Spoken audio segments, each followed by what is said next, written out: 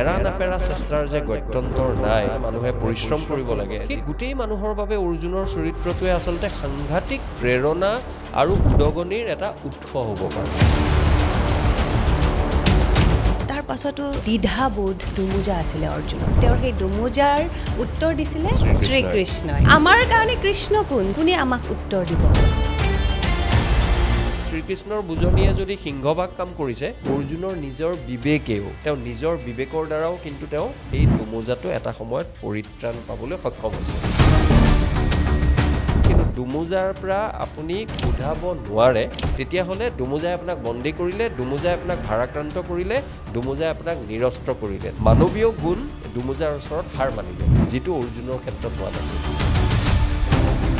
কৃষ্ণ আচলতে অৰ্জুনৰ বাবে কি আছিল? কেৱল মাত্ৰ ৰথৰ সাৰথিয়ে আছিল নে নিৰ্দেশনা আছিলে, গাইডেন্স আছিলে? অৰ্জুনক তেওঁৰ দুমোজা অন্তৰ্দ্বন্দ্বৰ পৰা মুক্তি দিয়াৰ লগতে সেই মুক্তিৰ বাণীৰে সমাজৰ পিছৰ প্ৰজন্মবোৰকো মুক্তিৰ বাণী বা পোহৰ দেখাব পৰা এগৰাকী বন্ধু।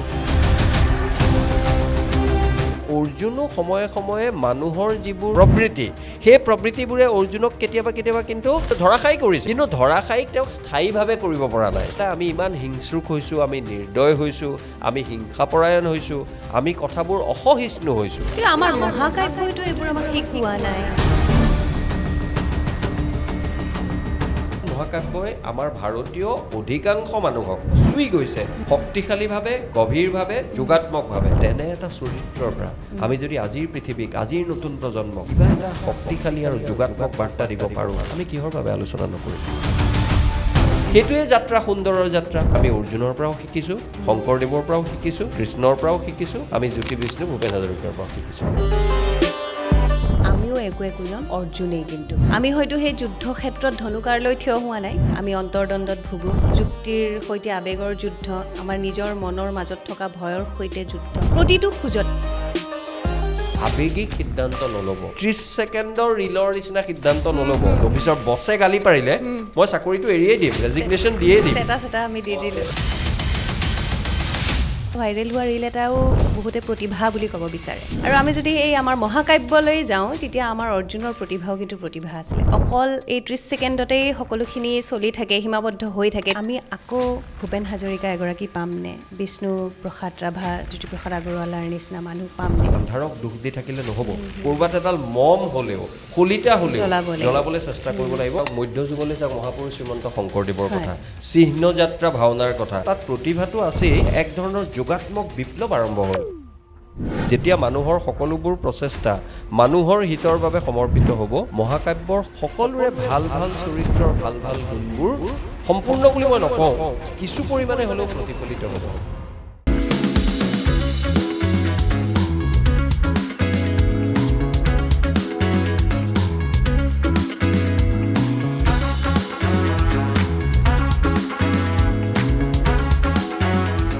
মহাকাব্য মহাভাৰতৰ প্ৰতিটো চৰিত্ৰই আমাক জীৱনত বহু পাঠ শিকায়। আমাৰ মহাকাব্যবোৰৰ কাহিনীয়ে হৈছে আমাৰ মানৱ জীৱনৰ বহু জীয়া অধ্যায়, আৰু সেই কাহিনীবোৰত বহু বাৰ্তা লুকাই থাকে। কেৱল মাত্ৰ দৰকাৰ আমাৰ দৃষ্টিৰ। আমি কি দৃষ্টিৰে সেই কাহিনীটো পঢ়িছোঁ বা চাইছোঁ? কেৱল মাত্ৰ মনোৰঞ্জনৰ বাবে সেই কাহিনীটো চাইছোঁ নে পঢ়িছোঁ, নে তাত অন্তৰ্নিহিত হৈ থকা যিটো বাৰ্তা আছে, সেই বাৰ্তাটোক জীৱনৰ শিক্ষা হিচাপে লৈ আগবাঢ়িছোঁ? এনেধৰণৰ বহু কথা থাকে। আৰু আমি যিহেতু আৰম্ভ কৰিছোঁ মন কাষ্টত এয়া মহাভাৰত কথা নৱভাৰত, এই এটা ছিৰিজ, আৰু এই ছিৰিজৰ আজি দ্বিতীয়টো খণ্ড। আৰু আজি দ্বিতীয়টো খণ্ডত আমি আলোচনা কৰিম মহাভাৰতৰ অন্যতম চৰিত্ৰ অৰ্জুনৰ বিষয়ে। আৰু এই অৰ্জুনৰ চৰিত্ৰটোৰ প্ৰাসংগিকতা কিমান বৰ্তমান সমাজত বা বৰ্তমান সময়ত, আৰু এই চৰিত্ৰটো বিশ্লেষণ কৰিবলৈ আমি আমাৰ আজিৰ এই অনুষ্ঠানটিত আমন্ত্ৰণ কৰি আনিছোঁ লেখক, বিশিষ্ট চিন্তাবিদ ময়ূৰ বৰাক। দাদা, আপোনাক স্বাগতম জনাইছোঁ এই অনুষ্ঠানটিৰ মাজলৈ। আৰু আশা কৰিছোঁ যে আজিৰ এই সময়খিনি আচলতে এটা বাৰ্তা হ'ব গোটেই সমাজখনৰ কাৰণে, যিহেতু আমাৰ এইটো এটা প্ৰচেষ্টা আচলতে যে মহাভাৰতৰ গোটেই কাহিনীটো, বা আমি জানো যে কোৱাও হয় যে যি নাই মহাভাৰতত সি নাই ভাৰতত হয়। গতিকে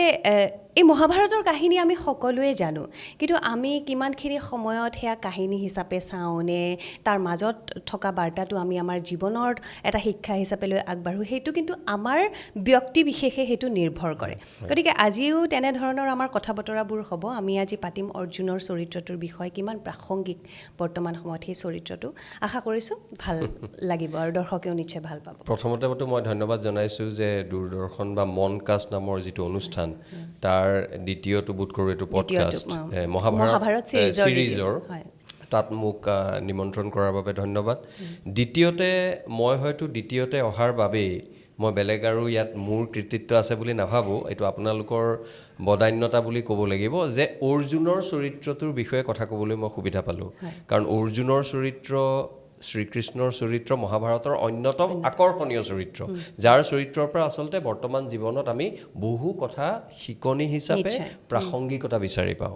গতিকে অৰ্জুনৰ চৰিত্ৰটো পোৱাৰ কাৰণে আৰু ইয়ালৈ মতাৰ বাবে দুইটাৰ বাবে মই ধন্যবাদ জনাইছোঁ নিশ্চয় এতিয়া মোৰ প্ৰথম প্ৰশ্ন নহয় আচলতে যিহেতু এইটো আলোচনা হ'ব মানে মই জানিব বিচাৰিছোঁ আপোনাৰ পৰা যিহেতু অৰ্জুন এগৰাকী যোদ্ধা শ্ৰেষ্ঠ শিষ্য কৃষ্ণৰ প্ৰিয় পাত্ৰ আৰু লগতে শৃংখলা উৎকৃষ্টতা বা লক্ষ্য স্থিৰ থকা প্ৰতিভা একাগ্ৰতাৰ উৎকৃষ্ট নিদৰ্শন বুলি আমি অৰ্জুনক ক'ব পাৰোঁ কিন্তু সমান্তৰালভাৱে অৰ্জুন কিন্তু সংশয়গ্ৰস্তও আছিল যথেষ্ট শক্তিশালী আছিল প্ৰতিভাধৰ আছিল তাৰ পাছতো এটা দ্বিধাবোধ এটা দুমোজা আছিলে অৰ্জুনৰ গতিকে আপোনাৰ দৃষ্টিত আপুনি অৰ্জুনৰ চৰিত্ৰটোক কি ধৰণে চায় চাওক বৰ্তমান পৃথিৱীত আপুনি মানুহক যদি বিশ্লেষণ কৰে তেওঁ লাগে খুব ডাঙৰ লেখক চিন্তাবিদ হওক সাংস্কৃতিক ক্ষেত্ৰৰ কৰ্মী হওক বা ডাঙৰ এজন ৰাজনৈতিক নেতা হওক বা আমোলাই হওক সকলোৰে জীৱনত তেওঁ যিহেতু তেজ মঙহৰ মানুহ তেওঁ এআইয়ে নিৰ্মাণ কৰা যিহেতু ৰবট নহয় গতিকে তেওঁৰ জীৱনত আপুনি দুমোজা দেখিব দ্বন্দ্ব দেখিব স্ববিৰোধিতা দেখিব আৰু সেইবাবেই মহাকাব্য আপুনি যিটো কথা কৈছিলে যে ভাৰতত যিটো বস্তু দেখা পোৱা নাযায় সেইটো বোধ কৰোঁ মহাভাৰতত নাই বা বেলেগ ধৰণে কোৱা হয় মহাভাৰতত যিটো নাই সেইটো ভাৰততো নাই গতিকে সেই কথাৰ পৰাও যদি আপুনি চাই অৰ্জুনৰ কথা বুলি ক'লে প্ৰথমতে আমাৰ মনলৈ আহে কি প্ৰথমতে মনলৈ আহে যে এজন শ্ৰেষ্ঠ ধনুৰ্ধৰৰ লগত থাকিব বীৰ আৰু যোদ্ধাৰ কথাটো তাৰ লগতে থাকিব তেওঁ কিন্তু সকলোবোৰ কথা ঈশ্বৰ প্ৰদত্ত বা প্ৰকৃতি প্ৰদত্ত গুণেৰে বিভূষিত এজন যোদ্ধা নহয় তেওঁ তাৰ বাবে গোটেই জীৱন বিশেষকৈ তেওঁৰ যিটো শৈশৱৰ কৈশোৰৰ কালছোৱা তেওঁ যেতিয়া দ্ৰোণাচাৰ্যৰ অধীনত সেই যিটো ধনু বা শৰৰ যিবোৰ তেওঁ অনুশীলন কৰিছিল যিখিনি তেওঁ পাঠ লৈছিল সেইখিনিত তেওঁ আমি কি দেখা পাওঁ তেওঁৰ পৰা আমি একাগ্ৰতা দেখা পাওঁ তেওঁৰ পৰা একান্তপতীয়া ঐকান্তিক চেষ্টা দেখা পাওঁ যিটো বৰ্তমান সময়ত পৃথিৱীৰ বিভিন্ন ঠাইত বিভিন্ন কাৰণত আমি পিছত হয়তো সেইবোৰ কথাও বিশ্লেষণ কৰিম আলোচনা কৰিম যেতিয়া সামাজিক মাধ্যমৰ কথা আহিব মানুহে মোবাইল ফোনত ব্যস্ত হৈ থকাৰ কথা আহিব তেতিয়া কিন্তু আমাৰ একাগ্ৰতা একান্তপতীয়া ঐকান্তিক চেষ্টা এই কথাবোৰ মোবাইলত থাকে আপুনি চালে গুগল কৰিলে পাব কিন্তু মোবাইল চোৱা অধিকাংশ মানুহৰ মনত নাথাকে সেই মানুহৰ মনলৈ সেইখিনি কথাৰ গুৰুত্ব ঘূৰাই অনাৰ ক্ষেত্ৰত আমি কাহিনী হিচাপে মহাকাব্যৰ এটা অতি আকৰ্ষণীয় চৰিত্ৰ হিচাপে আমি অৰ্জুনৰ আলম লৈ অৰ্জুনৰ কাহিনীটোৰ কথা কৈ আমি তেনে মানুহক আকৃষ্ট কৰিব পাৰোঁ তাৰ ফলত কি হ'ব যে মহাকাব্যৰ কথাও আমি আলোচনা বিলোচনা কৰা হ'ব আৰু মহাকাব্যৰ পৰা আমি যোগাত্মকভাৱে আমি ঋণাত্মকভাৱেও শিকিব পাৰোঁ এইটো মানুহৰ ওপৰত দৃষ্টিকোণৰ ওপৰত নিৰ্ভৰ কৰে কিন্তু মানুহৰ আমাৰ কিটো উদ্দেশ্য এজন সভ্য সংস্কৃত শিক্ষিত মানুহৰ উদ্দেশ্য যে মানুহলৈ যোগাত্মক চিন্তাধাৰা বিয়পাই দিয়া গতিকে অৰ্জুনৰ চৰিত্ৰটোৰ পৰা বিশেষকৈ ছাত্ৰাৱস্থাত মানুহে সেই চেষ্টা আৰু নেৰানেপেৰা চেষ্টাৰ যে গত্যন্তৰ নাই মানুহে যে কথা এটা প্ৰায়ে ইংৰাজীত কয় আচলতে ক'বলৈ অসুবিধা যদিও মই কৈছোঁ there is no shortcut to success যে সফলতাৰ বাবে কোনো এটা মানে এটা শৰ্টকাট এটা ৰাস্তা বা বাট নাথাকে তাৰ কাৰণে আচলতে মানুহে পৰিশ্ৰম কৰিব লাগে যিটো সময়ে সময়ে কেতিয়াবা অসমীয়া মানুহৰ মনত আমি একাংশ কমকৈ দেখা পাওঁ সেই গোটেই মানুহৰ বাবে অৰ্জুনৰ চৰিত্ৰটোৱে আচলতে সাংঘাতিক প্ৰেৰণা আৰু উদগনিৰ এটা উৎস হ'ব পাৰে আৰু আপুনি যিখিনি ক'লে আচলতে অৰ্জুনৰ এনেকুৱা নহয় যে প্ৰতিভা আছিল হয়তো জন্মগত প্ৰতিভা হ'ব পাৰে, কিন্তু এনেকুৱা নহয় যে অৰ্জুনে অনুশীলন কৰা নাই, অৰ্জুনে কষ্ট কৰা নাই। অৰ্জুনে কষ্ট কৰিছে, অনুশীলন কৰিছে, ধৈৰ্য, একাগ্ৰতা, নিজৰ লক্ষ্য স্থিৰ ৰাখি নিজৰ লক্ষ্যত উপনীত হৈছে। আৰু প্ৰতিগৰাকী আমি ব্যক্তিয়ে নিজৰ জীৱনত আমি সেইখিনি আচলতে কৰিব লাগে। আপুনি যিটো কৈছিলে যে দ্ৰোণাচাৰ্যৰ কথাটো কৈছিলে, দ্ৰোণাচাৰ্যৰ কথাত মোৰ এটা কথা মনলৈ আহিছে যে গুৰু দ্ৰোণৰ প্ৰিয় শিষ্য আছিল অৰ্জুন, আমি সকলোৱে জানো। এতিয়া যেতিয়া অন্যান্য শিষ্যবোৰে জিৰণি লৈছিল, সেইখিনি সময়তো কিন্তু অৰ্জুনে অনুশীলন কৰিছিল, নিজৰ লক্ষ্য কেন্দ্ৰীভূত কৰিছিল, নিজৰ দৃষ্টি কেন্দ্ৰীভূত কৰিছিল। এবাৰ আপুনিও নিশ্চয় জানিব, আমাৰ দৰ্শকসকলৰ মাজৰ প্ৰায়খিনিয়ে জানিব যে এবাৰ গুৰু দ্ৰোণাচাৰ্যই সকলো শিষ্যকে সুধিছিল, এটা চৰাইক কেন্দ্ৰ কৰি সুধিছিল যে তোমালোকে কি দেখিছা? তেতিয়া অৰ্জুনৰ উত্তৰ আছিল যে মই চৰাইৰ চকুটো দেখিছোঁ। তাতেই কিন্তু সেই যে তেওঁ অসাধাৰণ প্ৰতিভাৰ অধিকাৰী, তেওঁৰ যে সেই একাগ্ৰতা বা তেওঁৰ যে সেই লক্ষ্য স্থিৰ কৰিব পৰা যিটো এটা অসাধাৰণ প্ৰতিভা বা সেই যিটো অসাধাৰণ এটা ব্যক্তিত্ব, তাতেই কিন্তু প্ৰকাশ পায়। আপুনি কি ধৰণে ক'ব বিচাৰে কথাটো? আপুনি যিটো উদাহৰণ দিছে, আমাৰ অধিকাংশ মানুহে সেইটোৰ বিষয়ে পঢ়িছে, কিন্তু তাৰ পৰা কিমানে শিকনি লৈছে নলৈছে সেই কথাটো তেওঁলোকেও তেওঁলোকৰ জীৱনত প্ৰশ্ন কৰিব পাৰে। আৰু আপুনি আৰু ময়ো, আমিও আচলতে প্ৰশ্ন কৰিব পাৰোঁ। সময়ে সময়ে আমিও কেতিয়াবা বিচ্যুত হৈ যাওঁ, আমিও ধৰি লওক লক্ষ্যভ্ৰষ্ট হৈ যাওঁ, কাৰণ মানুহ আমি, আমাৰো দুমোজা বা আমাৰো দণ্ড আছে। আপুনি যিটো প্ৰসংগ উত্থাপন কৰিছে, সেই প্ৰসংগৰ ক্ষেত্ৰত অৰ্জুনৰ যিটো প্ৰকৃতি প্ৰদত্ত বা ঈশ্বৰ প্ৰদত্ত যিখিনি গুণ আছিল, যিখিনি প্ৰতিভা আছিল, সেইখিনিতো আছিলেই। তাৰ বাহিৰেও তেওঁ যে দ্ৰোণাচাৰ্যই চৰাইটো দেখাৰ কথা বা সোধোতে, প্ৰশ্নটো কৰোঁতে অন্যান্য শিষ্যক তেওঁ যে একেবাৰে চকুটো দেখাৰ কথা ক'লে, সেই বিষয়ত আমি এটা কথা ক'ব পাৰোঁ যে তেওঁ কিমান ফ'কাছড বুলি যিটো কয়, যে তেওঁৰ একেবাৰে যিটো বিন্দুত তেওঁৰ আচলতে দৃষ্টি নিবদ্ধ হ'ব লাগে, যিটো বিশেষ বিন্দুত আচলতে নিবদ্ধ হ'ব লাগে, সেই বিন্দুটোৰ প্ৰতিয়ে তেওঁ সকলো কথা পাহৰি, চৰাইটোৰ অন্যান্য অংগ, অন্যান্য কথা পাহৰি তেওঁ কিন্তু চকুৰটোতে তেওঁ দৃষ্টি নিবদ্ধ ৰাখিছিল। তাৰমানে যাতে তেওঁ যদি শৰ মাৰিব লগা হয়, সেই ক্ষেত্ৰত তেওঁ যাতে গৈ একেবাৰে চকুটোত লাগিলেতো চৰাইটোতে লাগিব। মই শৰ তেওঁ মাৰিছে নামাৰিছে বা স্বয়ম্বৰত মৰা এটা বেলেগ এটা প্ৰসংগ আছে, কিন্তু ইয়াত যদি সাধাৰণতে এজন ধনুৰ্ধৰক চৰাইটো কিয় দেখুওৱা হয়, যে তালৈ যদি তেওঁ লক্ষ্য তাত যদি স্থিৰ কৰি তাত শৰডাল গৈ লগাব লাগে বা শৰডালে তাত গৈ আঘাত কৰিব লাগে, তেতিয়াহ'লে চৰাইটোৰ বিশেষ এটা অংগ চাব লাগিব। সেইকাৰণে চকুটো চোৱা মানে বুজায় যে অৰ্জুনৰ দৃষ্টি চৰাই চকুৰ ওপৰত নিবদ্ধ হৈ আছিল, যাতে প্ৰয়োজনত গুৰুৰ আদেশ অনুসৰি তেনেকুৱা যদি কৰিব লাগে তেওঁ তেনে কাম কৰিব। গতিকে সেই কথাটো দৃষ্টি নিবদ্ধ ৰখাৰ যিটো কথা, আমি যেতিয়া মাক বাপেকে যে আজিকালি গালি পাৰে, এই বৰ চেলেং পেটেং, আমাৰ সময়তো গালি পাৰিছিল, আজিকালি বেছিকৈ পাৰে। আজিকালি অৱশ্যে অলপ পৰিৱেশো বেলেগ হ'ল, গালি পাৰা কথাবোৰ বদলি হ'ল, ইমান গালি পাৰিবও নোৱাৰে আজিকালি, স্কুলততো নোৱাৰে, মাক বাপেকেও অলপ নোৱাৰা হ'ল। কিন্তু আমাৰ দিনত ভাবক, আমি যদি এনেকৈ মোবাইল ফোন লৈ চেলেং পেটেং কৰি থকাহেঁতেন, আমি মাহঁতৰ পৰা আমাৰ দিনত এটা দুটা মাৰটো খাইছিলোৱেই, আৰু বেছিকৈ খালোহেঁতেন।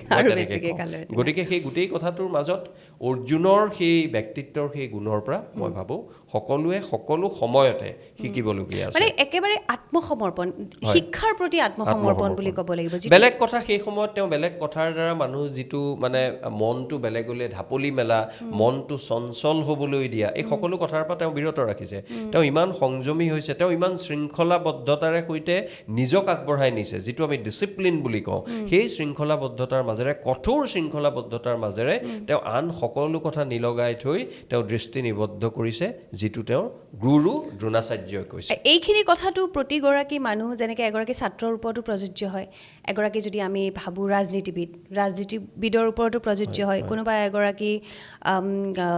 অভিনেতা অভিনেত্ৰী হওক, সংগীত শিল্পী হওক, যিয়েই নহওক, সকলোৰে ক্ষেত্ৰতে এইখিনি প্ৰযোজ্য হয় যে আমাৰ লক্ষ্য স্থিৰ হ'ব লাগিব। প্ৰতিটো ক্ষেত্ৰতে আমি যিটো শিকিছোঁ তাৰ প্ৰতি আমাৰ আত্মসমৰ্পণ থাকিব লাগিব, তেতিয়াহে আচলতে আমি অৰ্জুনৰ দৰে হ'ব পাৰিম।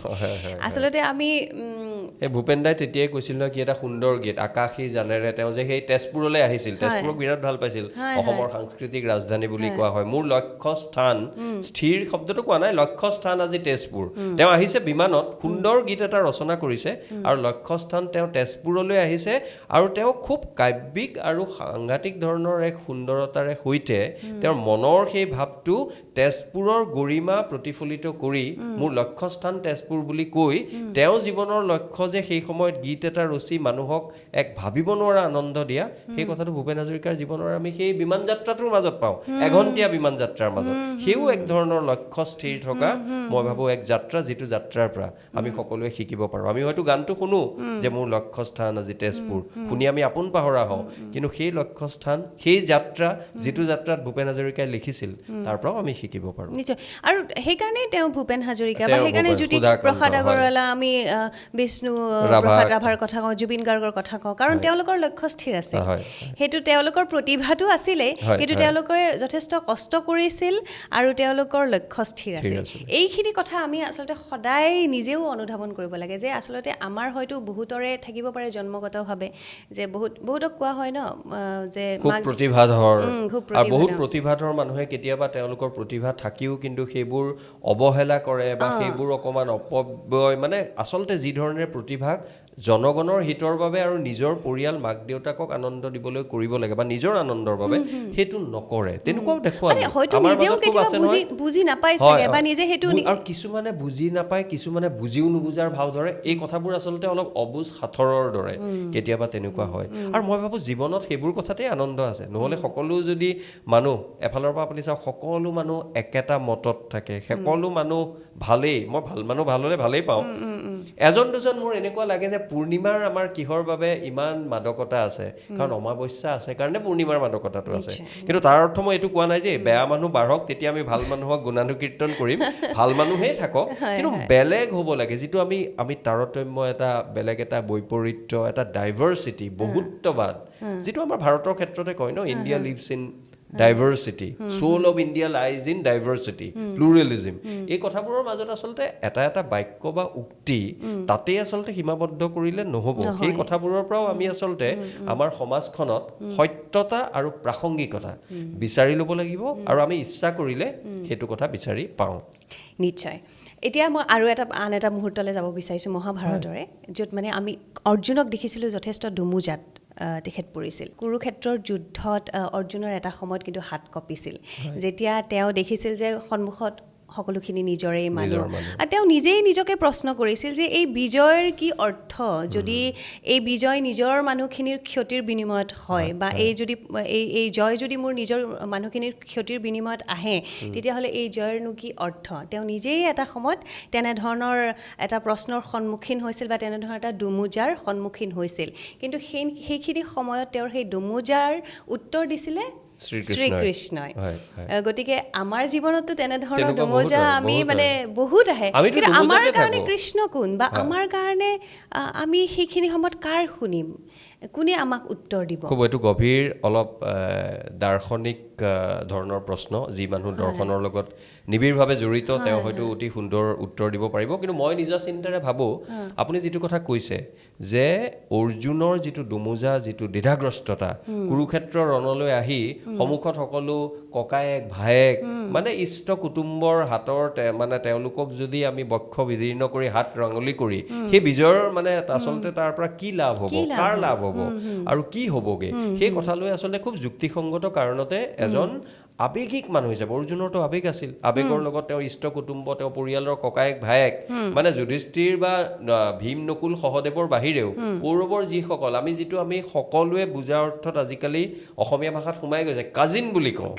তেনেকুৱা ধৰণৰ ভায়েকৰ হাতেৰ যদি তেওঁলোকৰ তেজেৰে যদি আমি বিজয় সাব্যস্ত কৰিব লগা হয়, গতিকে আমাৰ সেই বিজয়ৰ অৰ্থহীন বুলি অৰ্জুনে এটা সময়ত ভাবিছিল। আৰু তেনে সময়তে শ্ৰীকৃষ্ণ অৰ্জুনৰ পৰম বান্ধৱ, সেই শ্ৰীকৃষ্ণই আচলতে যিখিনি কথাৰে অৰ্জুনক উদ্বুদ্ধ কৰিছিল, সেইখিনি কথা কেৱল অৰ্জুনৰ বাবেই নহয়, পিছৰ সময়তো আমাৰ গীতাৰ যিটো বাণী, গীতাৰ বাণীবোৰৰ কথা ভাৰতৰ পৃথিৱীৰ বিভিন্ন মানুহক এতিয়াও উদ্বুদ্ধ কৰে, কম বেছি পৰিমাণে, কাৰোবাক বেছিকৈ কৰে, কাৰোবাক কমকৈ কৰে। তাৰ মাজতে গীতাক খুব কঠোৰভাৱে সমালোচিত কৰা মানুহো আছে, যুক্তিসংগতভাৱে কৰিলে আমি বেয়া নাপাওঁ, কাৰণ বিদ্যায়তনিক কথাত সকলো কথা চৰ্চা হ'ব লাগে। কিন্তু গীতাৰ যিটো ভাৰতীয় সমাজ ব্যৱস্থাত যিটো এক অসীম এক প্ৰভাৱ, সেই কথাটো কোনেও কিন্তু নুই কৰিব নোৱাৰে। কোনোবাই সমালোচনা কৰিছে,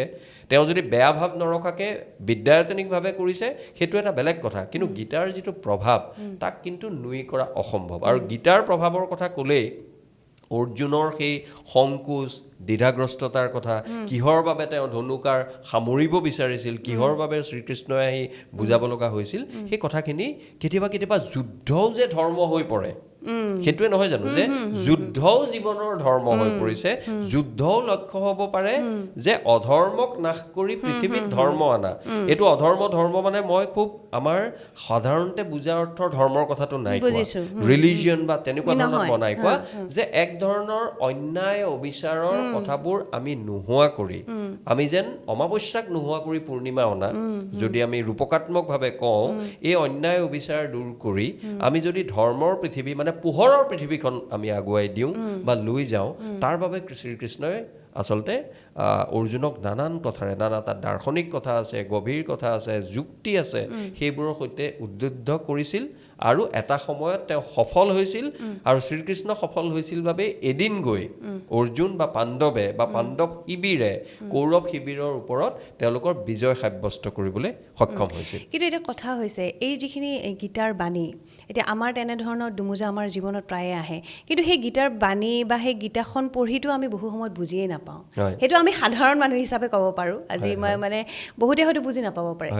গতিকে তেওঁলোকক আমি কেনেকৈ বুজাম যে আচলতে আমাৰ যিটো দুমোজা হৈছে তাৰ উত্তৰটো কিন্তু সেই গীতাখনতেই আছে কিন্তু সেই গীতাখন পঢ়িটো আমি বুজি নাপাওঁ বহু সময়ত স্বৰ্ণালী চাওক দুমোজা বিভিন্ন ধৰণৰ দুমোজা থাকে মই যদি এটা সৰু উদাহৰণ দিওঁ আজি হয়তো আপোনাৰ মনত মই নাজানো আপোনাৰ মনতো ৰাতিপুৱা এটা দুমোজা আছিল যে মই আজি সাজযোৰ মানে এটা কথালৈ দুমোজা নাছিল যে মই অসমীয়া মেখেলা চাদৰ পিন্ধি আহিম সেইটোলৈ কোনো দুমোজা নাই মোৰ দৃঢ় বিশ্বাস মইতো আপোনাক সোধা নাই কিন্তু মই ভাবিলোঁ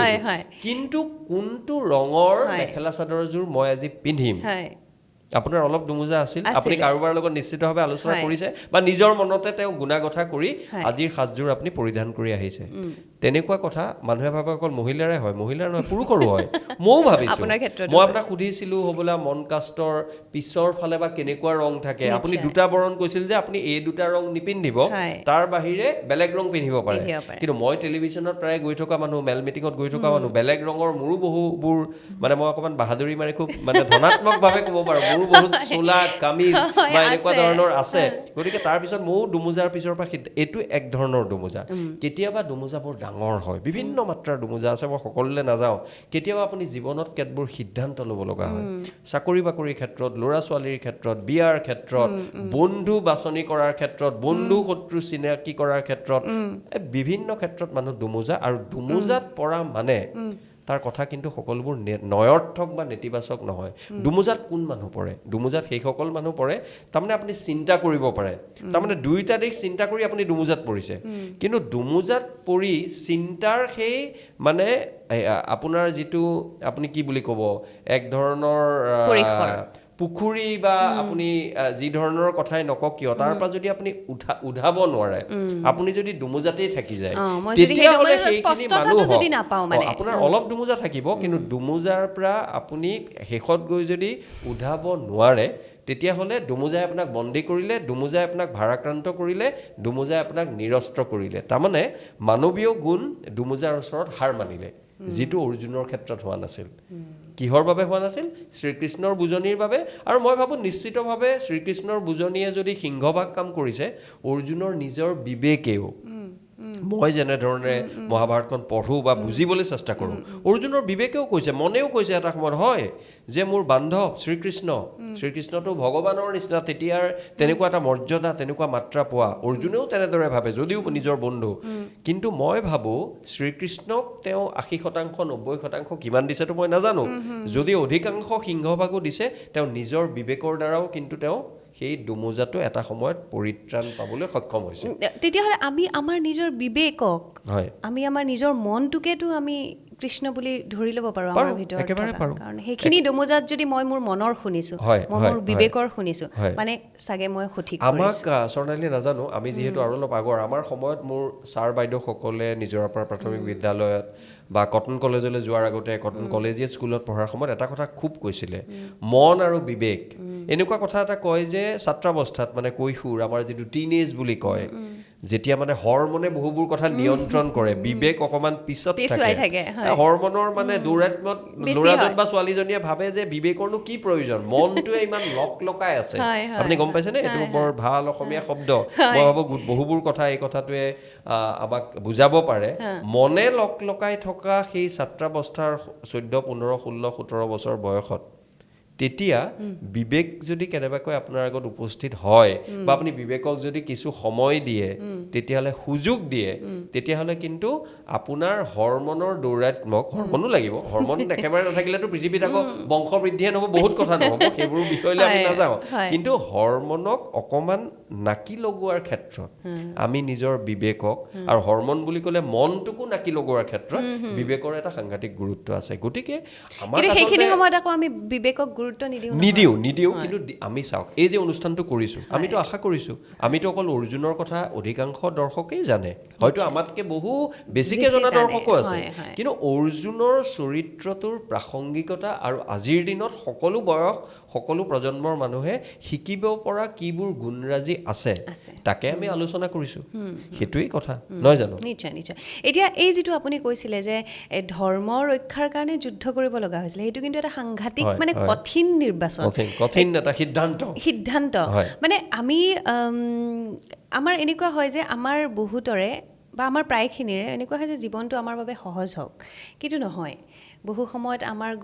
আমি মানে যিমানেই ভাবোঁ যে আমি সহজ সৰল পথটোৱে বাছনি কৰিম, কিন্তু গৈ পেলাই সেই পথটোৱে আমাৰ কাৰণে আকৌ কঠিন হৈ পৰে। ঠিক তেনেকৈ অৰ্জুনৰ ক্ষেত্ৰতো হয়তো হৈছিলে সেইটো, যে অৰ্জুনে ধৰ্ম বাছনি কৰিছিলে, কিন্তু ধৰ্ম ৰক্ষা কৰিবলৈ গৈ যে যুদ্ধ কৰিব লগা হৈছিলে, সেইটোতো এটা বহুত ডাঙৰ উদাহৰণ। এতিয়া সেইখিনি সময়তো অৰ্জুনে তাৰ পৰা আঁতৰি আহিব পাৰিলেহেঁতেন, নিজৰ মানে কৰ্তব্যক বাছনি নকৰি তেখেতে তাৰ পৰা আঁতৰি আহিব পাৰিলেহেঁতেন। আমাৰ জীৱনততো সেনেকুৱা হয় বহু সময়, যে আমি তেনেকুৱা এনেকুৱা এটা সমস্যাৰ সন্মুখীন হৈছোঁ, সেইটোৰ পৰা আমি পলাই আহিছোঁ, সেইটোৰ পৰা আমি কেনেকৈ উদ্ধাৰ হ'ম তাৰ আমি ৰাস্তাটো নিবিচাৰি পেলাই পলাই আহিছোঁ, এনেকুৱা কিন্তু বহুত হয়। গতিকে সেইখিনি সময়ত আমি এই অৰ্জুনৰ চৰিত্ৰটোৰ পৰা কি শিকিব পাৰোঁ? আপুনি যিটো কথা কৈছে সেই কথাটো কোনোবাই হয়তো ভাবিব পাৰে যে ষ্টুডিঅ'ত বহি, পডকাষ্টত বহি বা কলমটো লৈ লিখাৰ সময়ত বা মেল মিটিঙত কথা কোৱাৰ সময়ত কিছুমান উপদেশ ধৰ্মী কথা ক'বলৈ ভাল, সেইটো কথা হয়, মই মানি লওঁ। কিন্তু তাৰ মাজতো কিন্তু আপোনাৰ কথাটোৰ মাজত এইটোৱেই মই গুৰুত্ব দেখা পাওঁ যে বহু সময়ত পলায়ন মানুহে কৰে। মই বেলেগৰ কথা নকওঁ, এবাৰ দুবাৰ তিনিবাৰ হয়তো ময়ো পলায়ন কৰিছোঁ, কাৰণ মই সদায় কওঁ তেজ মঙহৰ মানুহৰ বহুবোৰ দুৰ্বলতা, বহুবোৰ স্ববিৰোধিতা থাকে।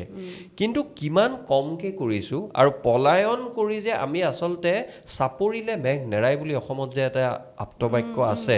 সেই কথাটোৰ পৰাও এই যে আপ্তবাক্যবোৰ, ফকৰা যোজনা, ডাকৰ বচন, এইবোৰ কথাৰ মাজত আচলতে পুৰুষৰ পৰা পুৰুষ ধৰি হাজাৰ শতিকা ধৰি মানুহৰ যিটো জ্ঞান, সেই জ্ঞানৰ এটা ধৰণ তাৰ মাজেৰে আচলতে প্ৰতিফলিত হয়। সেইকাৰণে চাপৰিলে মেঘ নেৰাই, পলায়নবাদী কথা আৰু যুদ্ধ ধৰ্ম হোৱা, এই গোটেই কথাখিনিৰ মাজত যদি আপুনি চাই, মই এনেকৈ ক'ব বিচাৰোঁ যে মানুহে জীৱনৰ কিছুমান বিন্দুত উপনীত হৈ কেতিয়াবা পলাব বিচাৰিলেও শেষত গৈ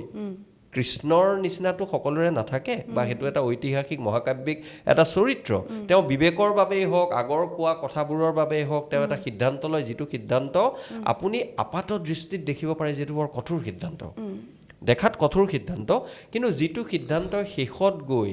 অধিকাংশ জনগণৰ, আৰু সেই মানুহগৰাকী যোনে সিদ্ধান্তটো ল'লে বা ল'বলৈ বাধ্য হ'ল, পৰিস্থিতিয়ে বাধ্য কৰালে, তেওঁৰ ভালৰ বাবে যদি সেই সিদ্ধান্তটো সেই অনুকূলে যদি যায়, তেতিয়াহ'লে কিন্তু এদিন মানুহে তেওঁক পলায়নবাদী মানুহজনতকৈ তেওঁক কিন্তু বেছি গুৰুত্ব দিব, তেওঁক বেছি সাধুবাদ দিব।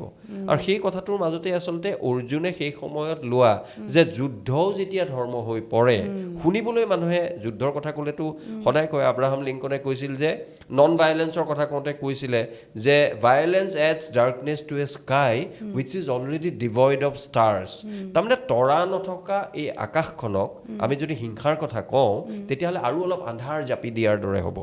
তেনেকুৱা এটা সময়ত আমিতো যুদ্ধ বা হিংসাৰ কথা ক'ব নালাগে। পৃথিৱীৰ বিভিন্ন ঠাইত তেনেকুৱা অস্থিৰতা এতিয়াও চলি আছে, সকলোৱে অৱসান বিচাৰিছে, যি মানুহক ভাল পায়, মানৱতাক ভাল পায়। কিন্তু কেতিয়াবা কেতিয়াবা কিছুমান পৰিস্থিতিত আমি যদি ইতিহাস চাওঁ, আমি সাম্প্ৰতিক কথালৈ নাযাওঁ, কেতিয়াবা কেতিয়াবা অৱশ্যম্ভাৱী হৈ পৰে, আৰু অৱশ্যম্ভাৱী হৈ পৰিলে তেতিয়া মানুহে পলায়ন কৰিলে সেইজন মানুহক ইতিহাসে কেতিয়াও ইমান যোগাত্মকভাৱে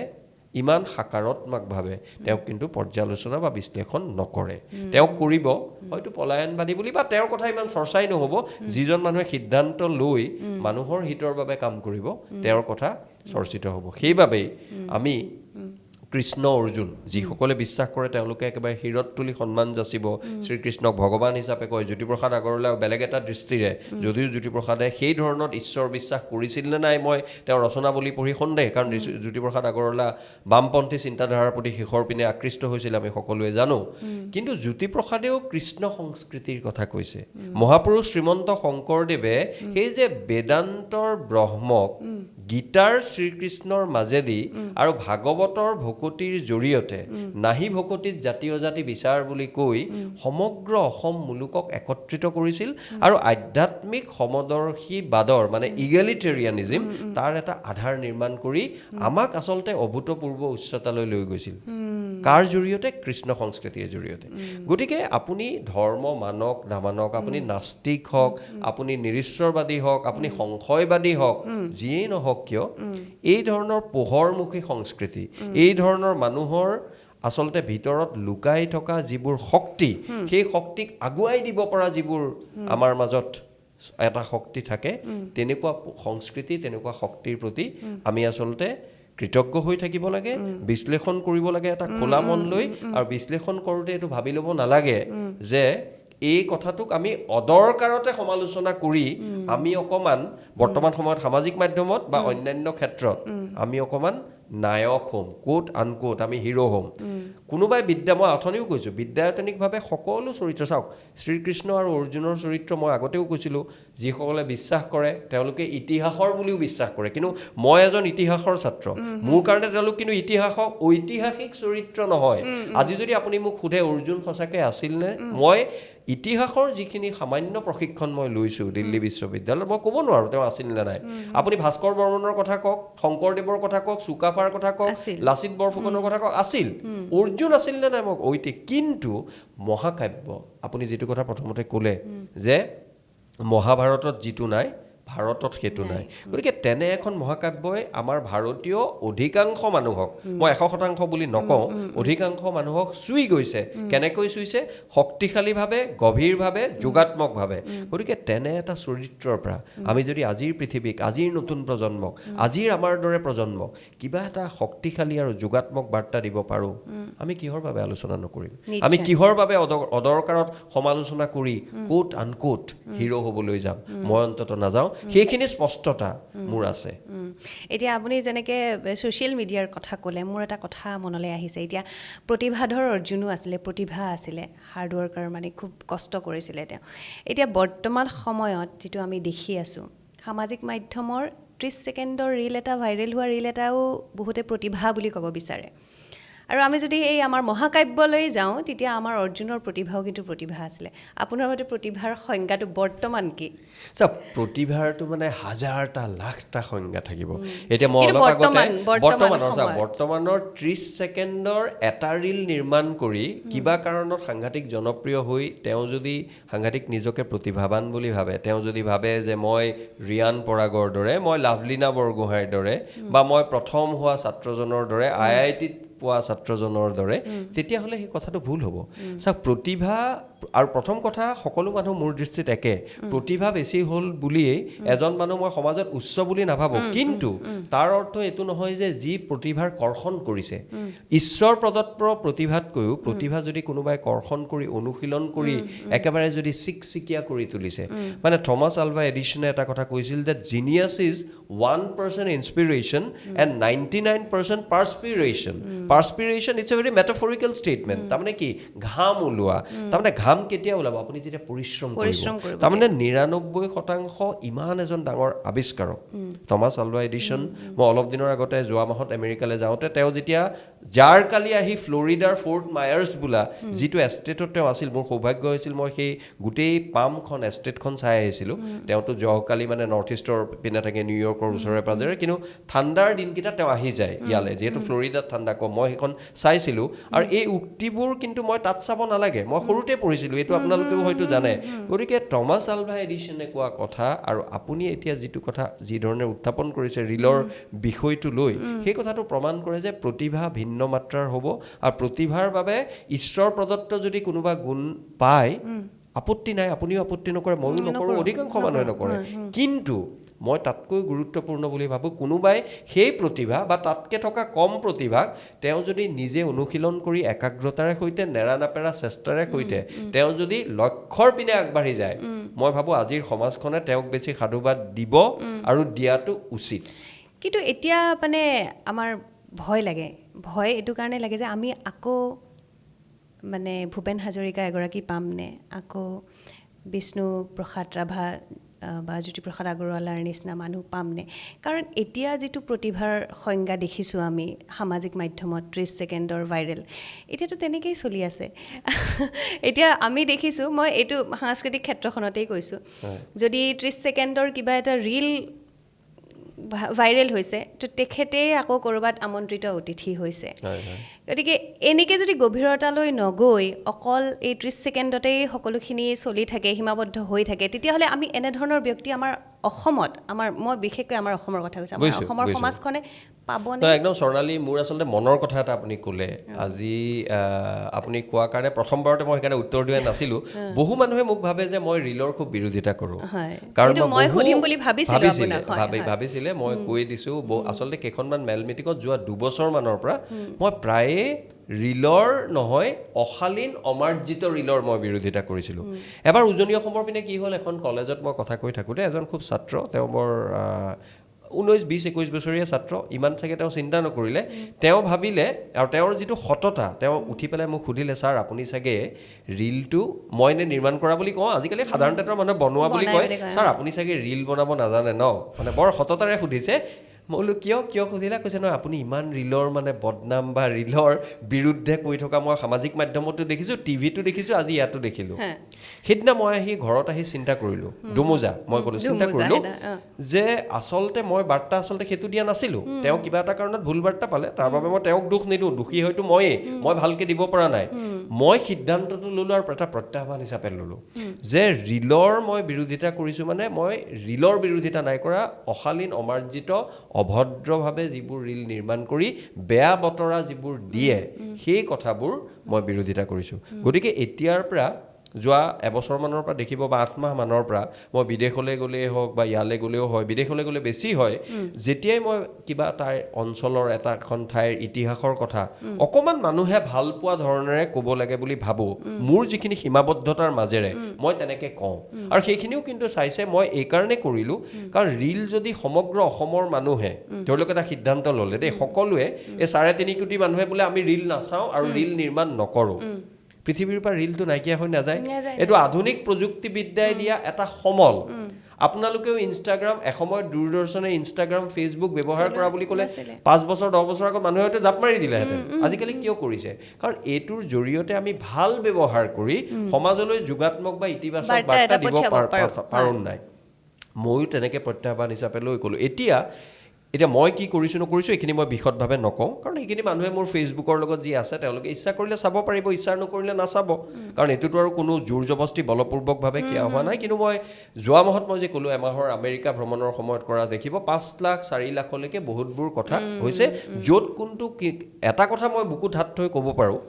কোনো অশালীন কথা নাই, কোনো অমাৰ্জিত কথা নাই, কোনো সমাজখন বেয়া কৰা কথা নাই। হাঁহি ধেমালি অলপ আছে, অকণমান কৌতুক আছে, গান আছে। মই গান গাব নাজানো যদিও ভূপেন হাজৰিকাৰ গান মই কেতিয়াবা জ্যোতিষ ভট্টাচাৰ্য বা মিহিৰ বৰদলৈৰ গান মই কেতিয়াবা গুণগুণাওঁ, সেইখিনি আছে। কিন্তু তাত সমাজখন বেয়া কৰাৰ বাৰ্তা নাই। সেইখিনি মই বুকুত হাত দি মানুহে চাইছে, মানুহে ভাল পাইছে, 2-1 গালিও পাৰে। গালি এইকাৰণে পাৰে যিহেতু ৰাজনৈতিকভাৱে মোৰ এটা মতামত আছে, যিবোৰ কথা মই আজি ইয়াত আলোচনা নকৰোঁ। সেইকাৰণে মোৰ ৰাজনৈতিক যিটো স্থিতি তাক বেয়া পোৱা মানুহো আছে, তেওঁলোককো মই সন্মান কৰোঁ। তেওঁলোকেও বিধিসন্মতভাৱে, তেওঁলোকে অশালীনভাৱে নহয়, যুক্তিসংগতভাৱে মোক সমালোচনা কৰক, মোৰ আপত্তি নাই। কিন্তু আপুনি কোৱা কথাটো কি হৈছে, 30 ছেকেণ্ডৰ ৰিল নিৰ্মাণ কৰাজনটো দোষীয়েই অশালীনভাৱে যদি কৰিছে, কিন্তু সমাজখন কিন্তু বেছি দোষী। মই আপোনাক সৰু এটা উদাহৰণ দিওঁ, কাৰো নাম নকওঁ। আপুনি অসমৰ সমাজখনত চাব, ধূমকেতু সদৃশ এনেকুৱা কেইজনমান মানুহ আৱিৰ্ভাৱ হৈছে যি অনবৰত 100টা কথা যদি কয় 80টা বা 90টা বেয়া মাত মাতি কথা কয় তাক মাৰিম তাক কাম এনেকুৱা ধৰণৰ কথা আৰু অত্যন্ত অশালীন কথা ব্যৱহাৰ কৰি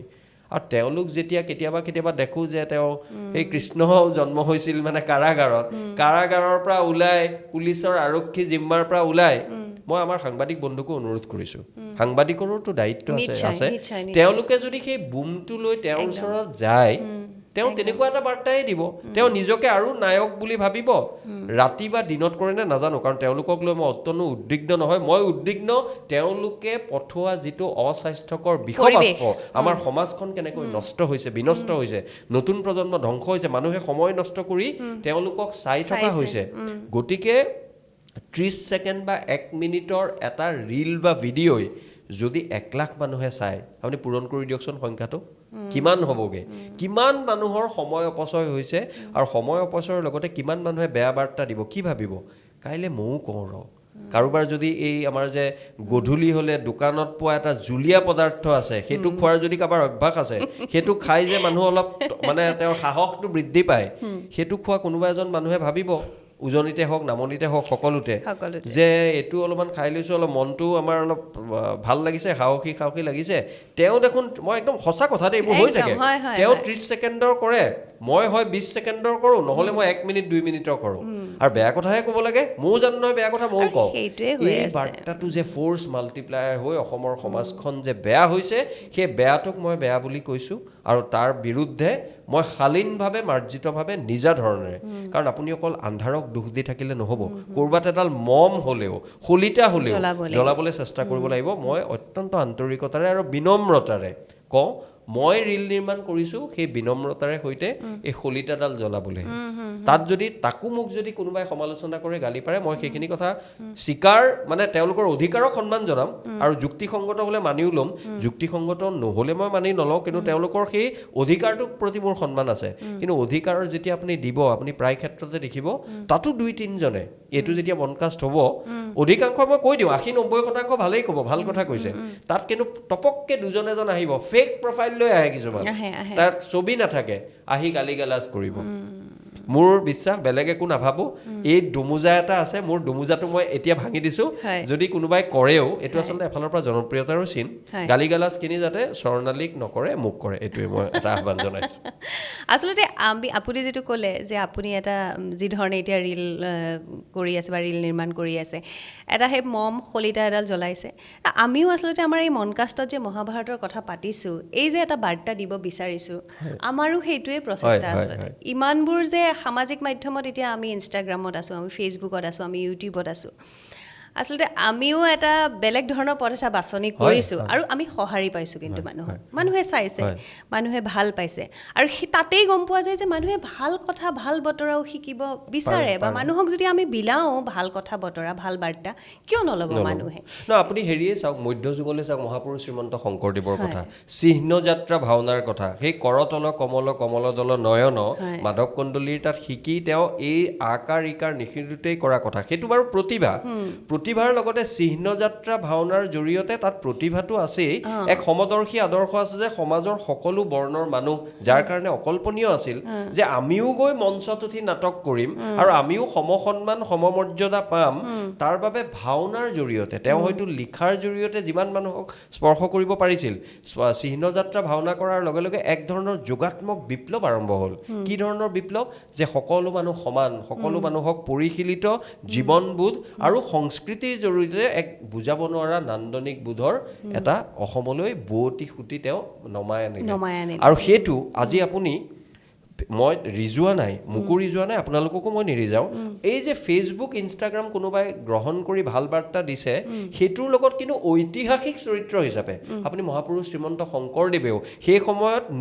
নতুন আমি কোনোবাই উদ্ভাৱন কৰা কথা কৰিছো তেখেতে নিজে উদ্ভাৱন কৰি তেওঁ যেহেতু অসীম প্ৰতিভাধৰ এক অভ্ৰভেদী মানে সাগৰ সংকাশ ব্যক্তিত্ব তেওঁ সেই কথাটো কৰিছিল গতিকে তেখেতেও কৰিছিল আৰু আমিও এতিয়া কৰিছো আমাৰ অৰ্থ উদ্দেশ্যটো হ'ব লাগে সমাজৰ ভাল আৰু সেইটো কৰোঁতে যে ভুলো হ'ব পাৰে, আপুনিও ভুল কৰিব পাৰে, 10টা ময়ো কৰিব পাৰোঁ। ভুল কৰিম বুলি আমিতো আৰু ঘৰত বোলে লেপ লৈ শুই থাকিলেতো নহ'ব। আমি ভুল কৰিম, ভুলৰ পৰা নহ'ব, ভুলৰ পৰা শিক্ষা ল'ম, আৰু সেই ভুলৰ পৰা শিক্ষা আমি সেই মহাকাব্যৰ চৰিত্ৰবোৰ অৰ্জুন এই তেওঁলোকৰ পৰাও আমি দেখোঁ যে ভুলৰ পৰা শিক্ষা লৈ মানুহ আগুৱাই যাব পাৰে। সেই 18 দিনৰ কুৰুক্ষেত্ৰ যুদ্ধত কেতিয়াবা ইটো পক্ষ আগবাঢ়িছে, কেতিয়াবা আন পক্ষ আগবাঢ়িছে, কিন্তু শেষত গৈ পাণ্ডৱ শিবিৰৰ জয় হৈছে, যিটো শিবিৰত অৰ্জুন আছে, শ্ৰীকৃষ্ণ আছে।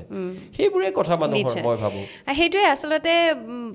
আমাৰ যে এইবোৰ কথা বতৰা আহিলে ইয়াৰ মাজতে অৰ্জুনৰ মাজত আচলতে আহিবই, কাৰণ অৰ্জুনৰ চৰিত্ৰটো যদি আমি চাওঁ, আমিও একোগৰাকী অৰ্জুন। সেইখিনি কথালৈ মই পৰৱৰ্তী সময়ত আহিম, কাৰণ আমাৰো দুমোজা থাকে, আমিও অন্তৰ্দ্বন্দ্বত ভুগোঁ। এতিয়া মই পুনৰ এই কৃষ্ণ আৰু অৰ্জুনৰ কথালৈ অকণমান যাব বিচাৰিছোঁ। কৃষ্ণ আচলতে অৰ্জুনৰ বাবে কি আছিলে? মানে আপুনি কি ধৰণে ভাবে যে কেৱল মাত্ৰ ৰথৰ সাৰথিয়ে আছিল নে নিৰ্দেশনা আছিলে, গাইডেন্স আছিলে অৰ্জুনৰ বাবে? শ্ৰীকৃষ্ণ অৰ্জুনৰ সামগ্ৰিক অৰ্জুনৰ যিটো সত্তা, যিটো সত্তাই আপুনি কোৱাৰ দৰে সাংঘাতিক এক বীৰত্ব, সাংঘাতিক বহুবোৰ গুণ, লগতে কিছু দ্বন্দ্ব দুমোজা প্ৰতিনিধিত্ব কৰে, সেইটো হ'ল অৰ্জুনৰ সত্তা। সেই অৰ্জুনৰ সত্তা, অৰ্জুন নিজেই বিৰল প্ৰতিভাধৰ এগৰাকী ব্যক্তি। সেই অৰ্জুনৰ দৰে প্ৰতিভাধৰ চিন্তা কৰিব পৰা, চিন্তা কৰি ৰৈ যাব পৰা এগৰাকী ব্যক্তিক যেতিয়াবা কোনোবা এগৰাকী মানুহে পৰামৰ্শ দি আগবঢ়াই লৈ যাব পাৰিব, তেতিয়াহ'লে সেই মানুহগৰাকীও অসীম প্ৰতিভাধৰ হ'ব লাগিব, যিটো শ্ৰীকৃষ্ণ হয়। তাৰ লগতে আপুনি যেতিয়া সুধিব যে ইজনৰ লগত আনজনৰ সম্পৰ্ক কি, তেতিয়া সেই সম্পৰ্ক সাৰথি আৰু বন্ধুৰ সম্পৰ্ক কেতিয়াবা এক ধৰণৰ যদি মানুহৰ মাজলৈ এটা আমাক ঠিক বুজাব নোৱাৰা হ'লেও এক ধৰণৰ সংকীৰ্ণতা যদি আনি দিয়ে, বন্ধুত্ব কেতিয়াও সংকীৰ্ণ নহয়, সেই বন্ধুত্ব বৰ বহল। তথাপিও কিয় মই সংকীৰ্ণ শব্দটো জানি বুজি ব্যৱহাৰ কৰিছোঁ, যে সাৰথি বুলি ক'লেতো তেওঁৰ ভূমিকাটো অলপমান সংকীৰ্ণ হৈ পৰে, যে তেওঁ সাৰথি, কিন্তু তেওঁ সাৰথি অকল ৰথৰ সাৰথি নহয়। তেওঁ বন্ধুসকল, তেওঁ ব্যক্তিগত ভাল পোৱা বেয়া পোৱাৰ কথা বিৱৰি বিশ্বাসযোগ্যভাৱে ক'ব পৰা এজন বন্ধু নহয়, তেওঁ এনে এগৰাকী বন্ধু, সেইগৰাকী বন্ধুৱে অৰ্জুনক তেওঁৰ দুমোজা অন্তৰ্দ্বন্দ্বৰ পৰা মুক্তি দিয়াৰ লগতে সেই মুক্তিৰ বাণীৰে সমাজৰ পিছৰ প্ৰজন্মবোৰকো মুক্তিৰ বাণী বা পোহৰ দেখাব পৰা এগৰাকী বন্ধু। সেইবাবে কৃষ্ণ সংস্কৃতিৰ কথা, মই জ্যোতিপ্ৰসাদৰ কথা যে কৈছিলোঁ যে বাওঁপন্থী চিন্তা কৰিও জ্যোতিপ্ৰসাদে কৃষ্ণ সংস্কৃতিৰ কথা কৈছিলে, মোৰে ভাৰতৰে মোৰে সপোনৰে, এই ধৰণৰ কথা কৈছিল। জ্যোতিপ্ৰসাদৰ গীতবোৰৰ মাজত এক বেলেগ ধৰণৰ মানে আমি ৰোমাঞ্চিত, শিহৰিত হ'ব, সখা কৃষ্ণ। সেইটো পুষ্কৰ বিষ্ণু ৰাভাৰ আছিল নে জ্যোতিপ্ৰসাদৰ, মই পাহৰিছোঁ। মোৰে জীৱনৰে সখা কৃষ্ণ, পুষ্কৰ ৰাভাৰ, যিয়ে নহওক, সেই দুজন মনীষীৰ মুক্তৰ ৰাভাদেৱৰ আছিলে। এই কাৰণ অভিন্ন, আমাৰ এইটোত অকণমান ভুল হ'লেও একো দেখা, চাওক আমাৰ এই ভুলটো মইতো কওঁ আপুনি সম্পাদন কৰি নাইকিয়া নকৰিব। তাৰমানে চাওক, এইটো কথা নহয় স্বৰ্ণালী দাস আৰু ময়ূৰ বৰা আজি বহিছে, আমাৰ প্ৰত্যেকটো সময়ত প্ৰতিটো মুহূৰ্তত স্বতঃস্ফূৰ্তভাৱে কথা পাতোতে শুদ্ধ হ'ব, ক'ৰবাত কাৰোবাৰ ভুল হ'ব। সেই ভুলবোৰ গ্ৰহণ কৰিব পৰাটো বিউটি অফ ইম্পাৰফেকশ্যন বুলি এটা কথা আছে ইংলিছত। মই সেই কথাটো প্ৰায়ে কওঁ, এতিয়া আমেৰিকান বিশ্ববিদ্যালয়ত মই যোৱা মাহত যাওঁতেও কৈছিলোঁ, বিউটি অফ মানে হিলিং পাৱাৰ অফ চিলিনেছ। মানুহে যে কয় ডোণ্ট বি চিলি, মানে অলপৰ খুব গহীন হৈ থাকিব লাগে, আৰু বিউটি অফ ইম্পাৰফেকশ্যন, তাৰমানে সকলো মানুহ a thing of beauty is a joy forever, John কিটছে কৈছিলে, সকলো মানুহ সদায় সুন্দৰেই হৈ থাকিব, এনেকুৱা কথা কিন্তু নহয়। মানুহে অসুন্দৰতাৰ মাজতো, অসুন্দৰতা খেদি ফুৰিব নালাগে, কিন্তু অসুন্দৰতাৰ মাজৰ পৰাও শিক্ষা লৈ অসুন্দৰক সুন্দৰ কৰিব, বা অসুন্দৰতাৰ মাজতো এক ধৰণৰ বিৰল সৌন্দৰ্যবোধ মানুহে বিচাৰি পায়। সকলো মাক, মই এটা উদাহৰণ দিওঁ, নহ'লে ক'ব ময়ূৰ বৰাক আজি স্বৰ্ণালীয়ে সুযোগ দিছে সেইকাৰণে উপদেশ ধৰ্মী কথা কৈছে। সৰু এটা উদাহৰণ দিওঁ এই কথাটো প্ৰতিপন্ন কৰিবলৈ। সকলোৰে বাবে নিজৰ মাকৰ গুৰুত্ব, মাকৰ যি ধৰণৰ তাৎপৰ্য, বা মাকৰ যিটো এক ধৰণৰ এজন মানুহৰ জীৱনত যিটো ভূমিকা আন কোনেও কৰিব নোৱাৰে বুলি ভাবোঁ, মাতৃৰ যিটো ভূমিকা, সকলো মাতৃটো পৃথিৱীত সমানে বাহ্যিকভাৱে বা দৈহিকভাৱে সুন্দৰ নহয়। কিন্তু আপুনি কোনোবা ওচৰ চুবুৰীয়া দুজন ল'ৰা, এগৰাকীৰ মাক সুন্দৰী, আনগৰাকী ইমান নহয়, বা দেখিবলৈ বেয়া বুলিয়ে কৈছোঁ, কিন্তু এই বেয়া দেখিবলৈ আপাত দৃষ্টিত বেয়া মহিলাগৰাকীৰ পুত্ৰই কেতিয়াও সুন্দৰী যিগৰাকী মানুহৰ লগত হয়তো তেওঁৰ সম্পৰ্ক ভাল, খুৰী বুলি মাতে, মাহী বুলি মাতে, তেওঁক কিন্তু মাতৃস্থান নিদিয়ে। মই সেই কথাটোৱে কৈছোঁ বিউটি অফ ইমপাৰফেক্ট মানে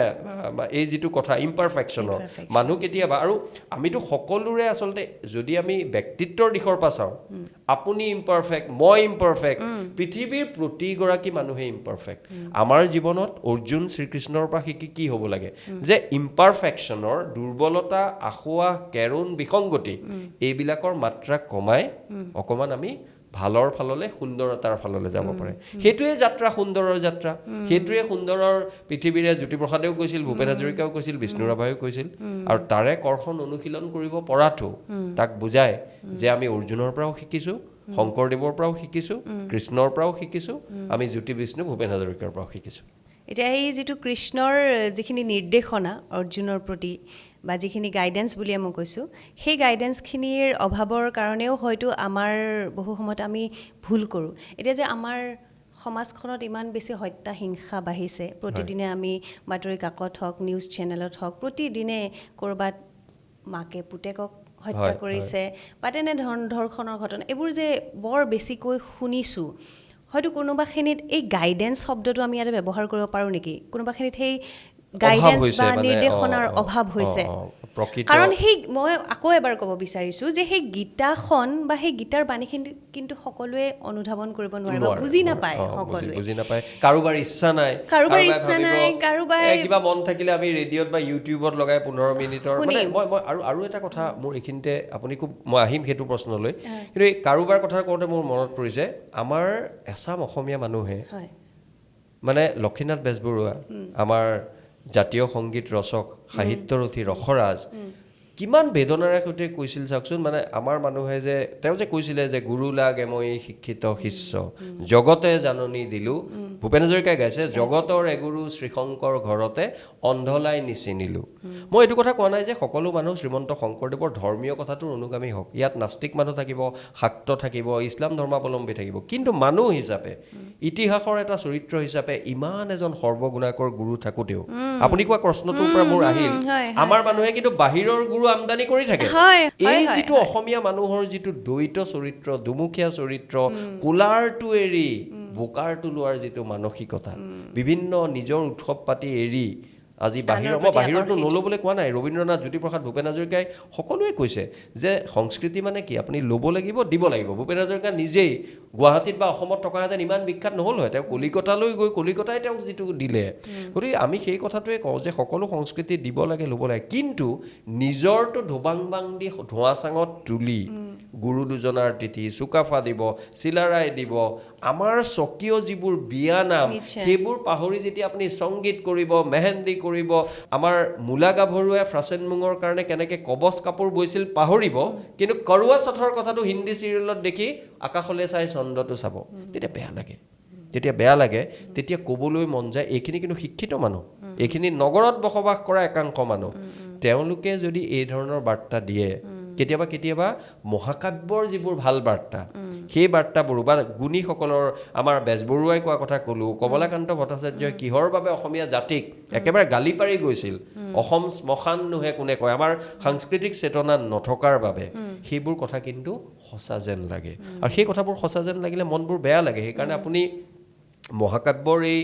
মোৰ লগা নাছিল যে মহাকাব্যৰ চিৰিজটোৰ মাজত ইমান কথা ওলাব কিন্তু মহাকাব্যৰ মাজত আচলতে আপুনি কোৱাৰ দৰে বা আমি সকলোৱে ভবাৰ দৰে ভাৰতৰ সকলো কথা আহি পৰে সেইকাৰণে মই ভাবোঁ এই কথাবোৰ অতি গুৰুত্বপূৰ্ণ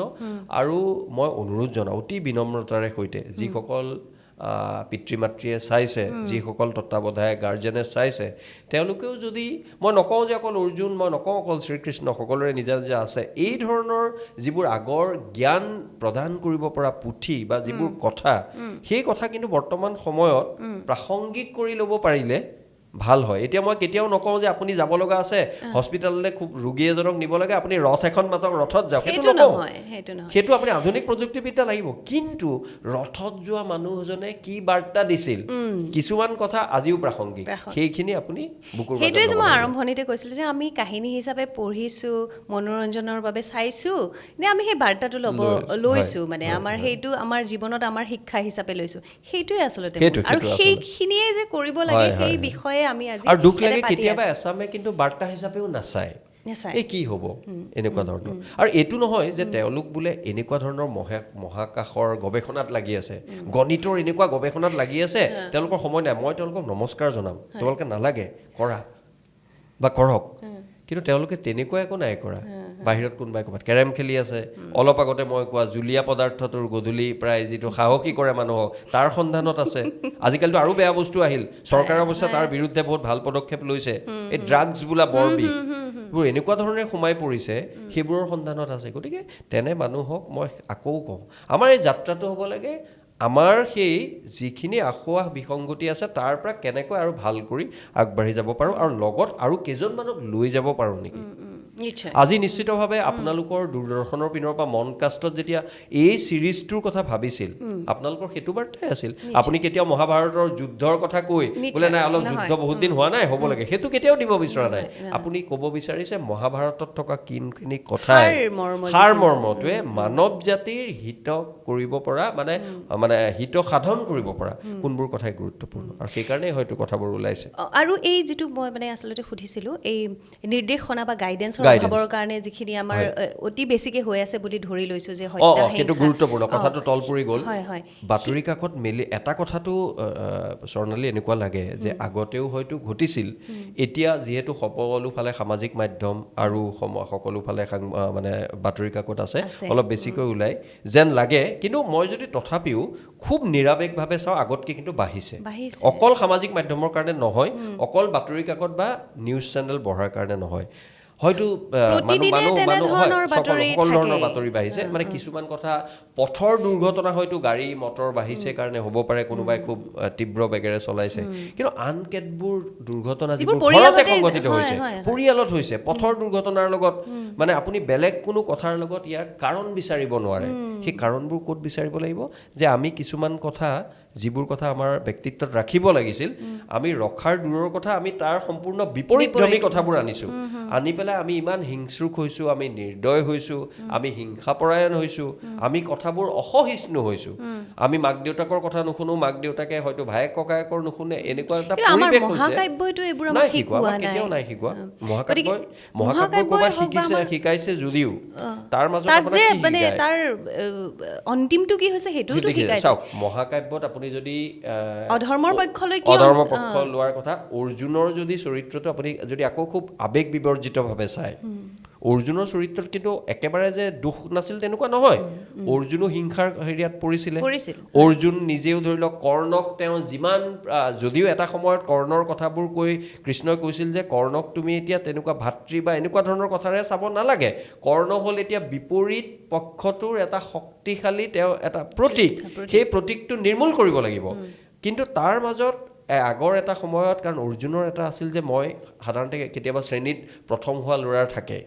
যে ময়ে প্ৰথম হ'ম কেতিয়াবা আন প্ৰথম হৈ গ'লে তেওঁ মানে মনটো একদম মানে বুজাব নোৱাৰা হয় তেওঁ মানে এইটো কথা ভাবি নলয় যে প্ৰতিযোগিতাত কেতিয়াবা আন মানুহো প্ৰথম হ'ব পাৰে কিন্তু অৰ্জুনৰ চৰিত্ৰটো পঢ়িলে মোৰ লাগে একলব্যৰ ক্ষেত্ৰত বিশেষকৈ লাগে বিভিন্ন ধৰণৰ মহাভাৰত মানে তোৰ এখন মহাভাৰত নহয় মহাভাৰত বিভিন্ন মানুহে বিভিন্ন ধৰণে বিশ্লেষণ কৰিছে বিভিন্ন ধৰণে সেইবোৰ কথা ব্যাখ্যা বিশ্লেষণ কৰিছে গতিকে সেই সময়ছোৱাত মই ক'ব বিচাৰোঁ একলব্যৰ ক্ষেত্ৰত আপুনি দেখিব বহুত মহাভাৰতৰ এনেকুৱা ধৰণৰ একাউণ্ট বুলি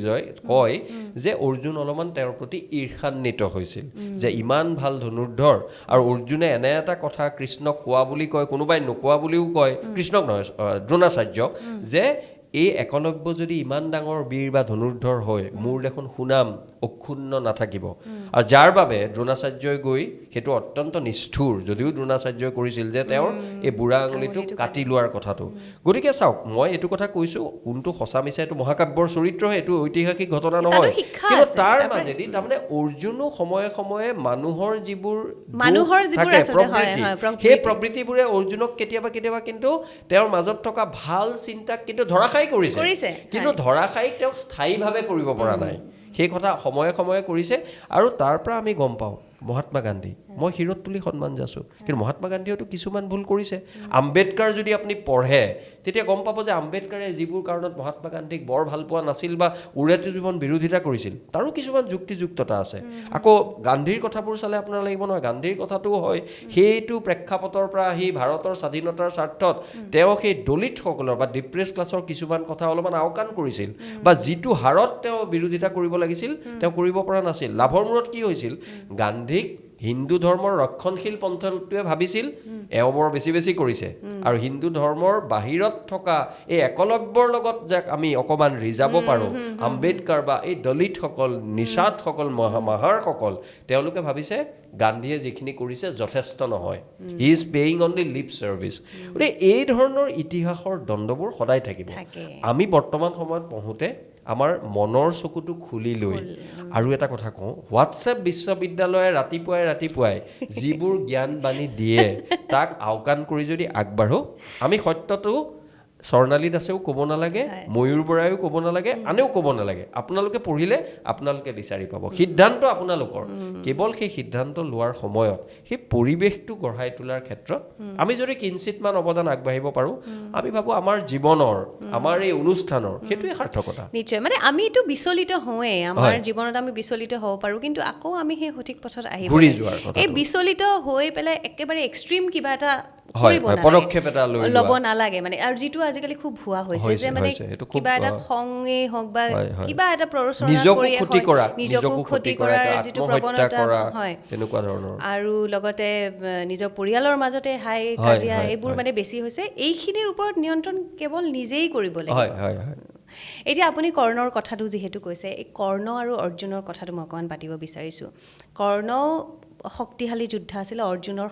সমানেই আছিলে একে কিন্তু কৰ্ণৰ মৃত্যু আকৌ অৰ্জুনৰ হাততেই হৈছিলে আমি কি বুলি জানো যে কৰ্ণ অধৰ্মৰ পক্ষত আছিল অৰ্জুন ধৰ্মৰ পক্ষত আছিল গতিকে অৰ্জুনৰ ধৰ্মৰ জয় হৈছিল কাৰণে অৰ্জুনৰ হাতত কৰ্ণৰ মৃত্যু হৈছিল কিন্তু বৰ্তমান সেই ধৰ্ম অধৰ্মৰ যিটো মানে ধাৰণা মহাভাৰতৰ বৰ্তমান সময়ত সেইটো প্ৰাসংগিকতা কিমানখিনি বুলি আপুনি ভাবে কাৰণ বৰ্তমান সময়ত আমাৰ এনেকুৱা ধাৰণা হয় মানে যিবোৰ মানুহে বেয়া কৰিছে সেইবোৰেই চোন ভাল হৈছে সেইবোৰৰেই চোন ভাল হৈছে বা যাৰ অনুশোচনা নাই তেওঁ যেন একো জীৱনত ভুলেই কৰা নাই তেনেকুৱা ধৰণৰ যেন আমাৰ অনুভৱ হয় মানে গতিকে সেই ধৰ্ম অধৰ্মৰ যিটো মহাকাব্য বা মহাভাৰতৰ আমাৰ যিটো প্ৰসংগ সেইটো বৰ্তমান সময়ত কিমান প্ৰাসংগিক হয় আপুনি কোৱা কথাটো একেবাৰে সঁচা মোৰ মনত পৰিছে আজি 30 বছৰমান আগৰ বোধকৰোঁ সেই মানুহগৰাকী এতিয়া নাই এগৰাকী দুৰ্নীতিগ্ৰস্ত বিষয়া আছিল তেওঁ দুৰ্নীতিগ্ৰস্ত বুলি পিছত পেপাৰে পত্ৰে ওলাই বহুত কথা হৈছিল তেওঁ দুগৰাকী সন্তান আছিলে দুগৰাকী সন্তানে প্ৰতিটো পৰীক্ষাতে ইমান ভাল ফলাফল দেখুৱাই পিছত অসমলৈ সুনাম অৰ্জন কৰিছিল তেতিয়া বহুতে আমাৰ লগৰ মাজত কোৱাকুই কৰে যে দেউতা কেনেকুৱা ইমান এইটো বিভাগত কাম কৰে মই তাতকৈ বেছি নকওঁ আৰু বেছিকৈ কোৱাটো উচিতো নহয় তেওঁ বোধ কৰোঁ এই সংসাৰত নাই চোৱাচোন তেওঁৰ ল'ৰা ছোৱালী ইমান ভাল হৈছে হয় জীৱনত তেনেকুৱাও হয় যে আপুনি ভাবিব না মানুহে কয় নহয় যে মাক দেউতাকে এনেকুৱা কৰিলে ল'ৰা ছোৱালী এনেকুৱা কৰিব এই কথাবোৰৰ আচলতে কোনো এটা সুনিৰ্দিষ্ট উত্তৰ নাথাকে আৰু সেইকাৰণে মই ভাবোঁ জীৱনৰ মাজত কিছু সাঁথৰ থাকে জীৱনৰ প্ৰতি মানুহৰ প্ৰশ্ন থাকে জীৱনৰ প্ৰতি মানুহৰ ক্ষোভো থাকে সেই ক্ষোভটো সদায় নেতিবাচকভাৱে নিজক ক্ষতি কৰা মই ক্ষোভটোৰ কথা নাই বুজোৱা মানুহে বহুত মানুহ থাকে নহয় তেওঁলোক কিবা কিবি কাৰণত ভাগ্যশালী নহয় তেওঁলোকৰ ভাগ্যটো অতি বেয়া তেওঁলোকে বিভিন্ন ক্ষেত্ৰত বিভিন্ন জীৱনৰ খুন্দা খুৱাইছে সেই খুন্দা খোৱাৰ পিছত আপুনি একলব্যৰ কথাটোৱে চাওক এই কথাটো বা কৰ্ণৰ কথাটো চাওক আপুনি যদি এটা দৃষ্টিৰে চাই অৰ্জুন ধৰ্মৰ পক্ষত কৰ্ণ অধৰ্মৰ পক্ষত বুলি আপুনি এটা সিদ্ধান্ত দি দিব পাৰে আপুনি এটা বেলেগ দৃষ্টিকোণেৰে চাই এনেকৈও ক'ব পাৰে যে কৰ্ণৰ জীৱনৰ আৰম্ভণিৰ কালছোৱাত ভাৰতৰ সেই সমাজৰ যিটো কঠোৰ জাতিভেদ প্ৰথা সেই জাতিভেদ প্ৰথাৰ বাবে কৰ্ণক যিয়ে তুলি তালি ডাঙৰ দীঘল কৰিলে তেওঁলোকৰ জাতিটোক ধৰি তেওঁক সেইজনৰ পুত্ৰ বুলি কৈ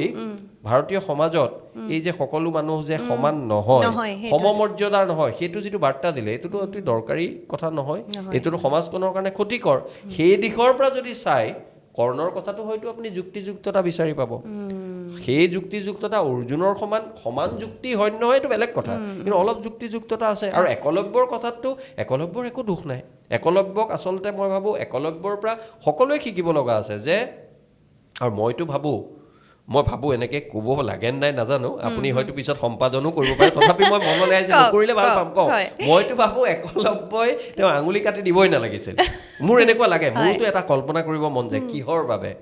মোৰ জাতি, এই জাতিটো সকলো মানুহ একেধৰণে জন্ম হয়, মোৰ মানে তথাকথিতভাৱে মই হিনকুলীয়া, সেইবাবে মই ভাল ধনুৰ্ধৰ হ'লেও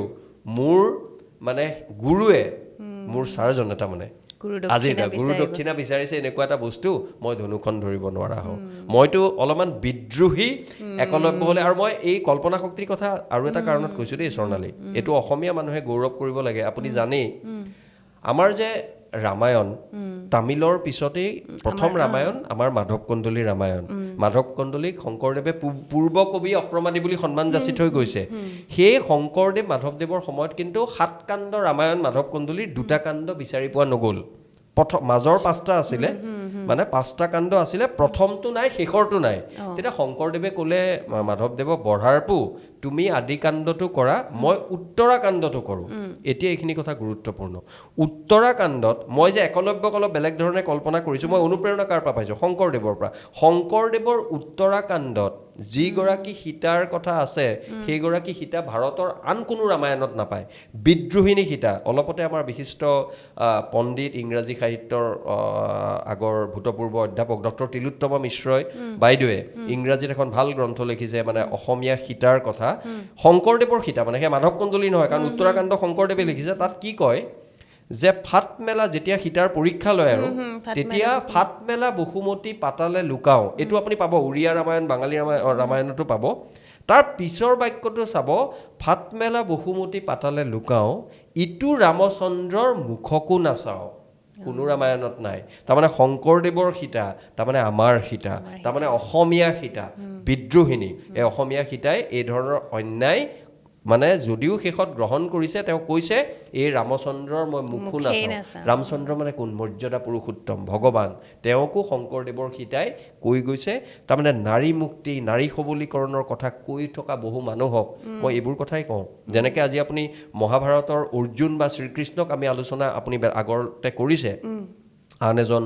লেখকৰ লগত, ঠিক তেনেকৈ মই ভাবোঁ এই শংকৰদেৱৰ সীতাৰ ক্ষেত্ৰতো বহু আলোচনা কৰিব লগা, শিকিব লগা আছে। ভাৰতৰ আন ঠাইত নথকাকৈ এইগৰাকী সীতাই কৈছিল যে মই এই ৰামচন্দ্ৰৰ মুখকো নাচাওঁ। সেইবাবে মই একলব্যক, মই যে ক'লোঁ মহাপুৰুষজনাৰ পৰাই অনুপ্ৰেৰণা লৈ মই ভাবোঁ যে একলব্য হয়তো এনেকৈ হোৱাহেঁতেন মহাভাৰতৰ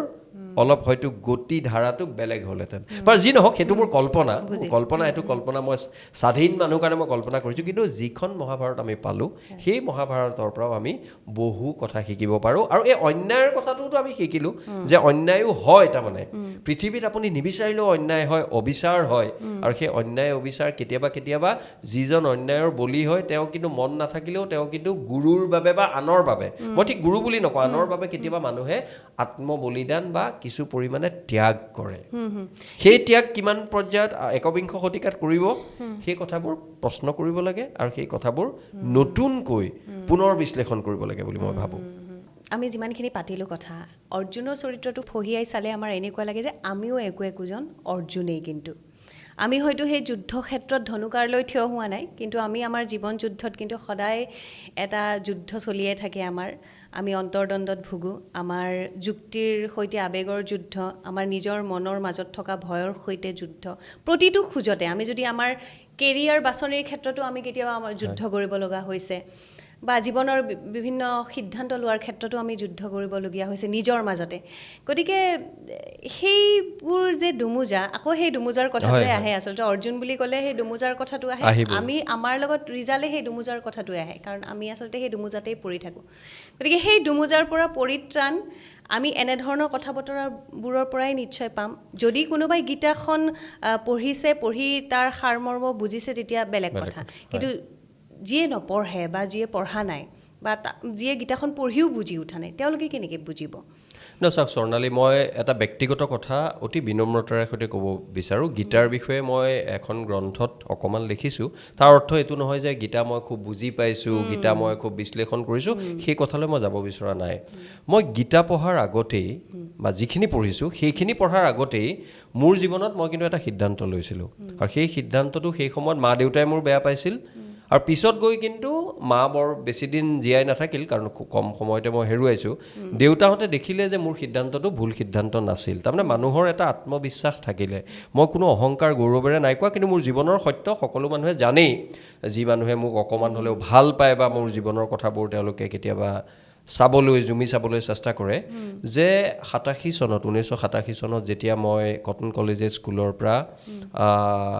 মানে মেট্ৰিক পৰীক্ষাত ফলাফল বেয়া হোৱা নাছিল ভাল ফলাফল হ'ল কাৰণে কি হ'লে কটন কলেজত গৈ মই বিজ্ঞান শাখাত নাম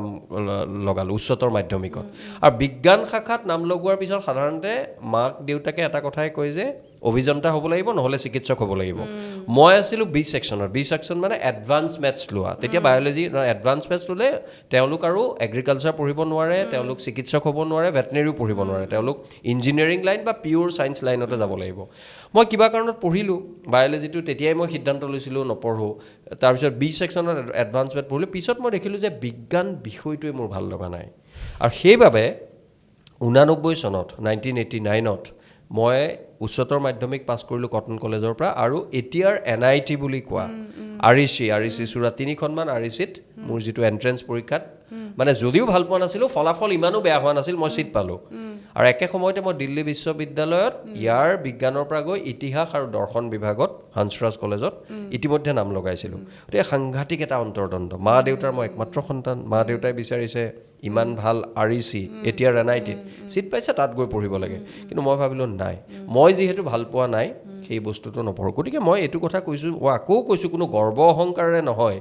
মানুহৰ যেতিয়া কিছুমান কথা স্পষ্ট হৈ থাকে আপুনি জীৱনত কি বিচাৰে মই কোৱা নাই যে মোৰ সাংঘাতিক স্পষ্ট কিন্তু কিছু স্পষ্টতা মোৰ আছে সেইবাবে আজিৰ পৰা কিমান বছৰৰ আগতেই 37 বছৰমানৰ আগতেই 1989 চনত মই সেই সিদ্ধান্তটো ল'লোঁ 5 বছৰ আগতে যেতিয়া মই নাবাৰ্ডৰ পৰা ডেপুটি জেনেৰেল মেনেজাৰ হৈ থাকোঁতে মই যেতিয়া স্বেচ্ছামূলক অৱসৰ লৈছিলোঁ VRS আমাৰ লগৰবোৰ এতিয়া চিফ জেনেৰেল মেনেজাৰ গুৱাহাটী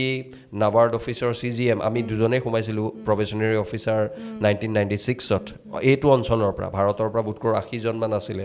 লুকেণ্ডাছ এতিয়া CGM আমাৰ লগৰ প্ৰায়বিলাকেই CGM হ'ল মুখ্য মহাপ্ৰবন্ধক ময়ো হয়তো হ'লোঁ হয় বা মহাপ্ৰবন্ধক হৈ থাকিলোঁ হয় কিন্তু মই বহুবোৰ কথা হেৰুৱালোঁ হয় মোক এবাৰ আমেৰিকাত বহুতে সুধিছে আপুনি 12 বছৰ থাকোঁতে চাকৰিটো এৰি দিলে মই বোলো 12 বছৰ চাকৰিটো নেৰাহেঁতেন মাৰ্চ মাহত মই নাবাৰ্ডত কাম কৰি আমেৰিকাত ভাষণ দিব নোৱাৰিলোঁ হয় মাৰ্চ মাহত বেংকত এমাহৰ ছুটি দিব আৰু কিমান বাৰ দিব গতিকে ময়ো মুক্ত বিহংগ মই তাৰ কাৰণে কি হেৰুৱাইছোঁ কিছুমান কথা মই হেৰুৱাইছোঁ আৰ্থিকভাৱে মই কিছু ক্ষতিগ্ৰস্ত হৈছোঁ কাৰণ মই চাকৰিটো এৰি দিলোঁ 12 বছৰ থাকোঁতে কিন্তু আৰ্থিক ক্ষতিগ্ৰস্ততাক মই আপুনি যে আৰু এটা কথা কৈছিল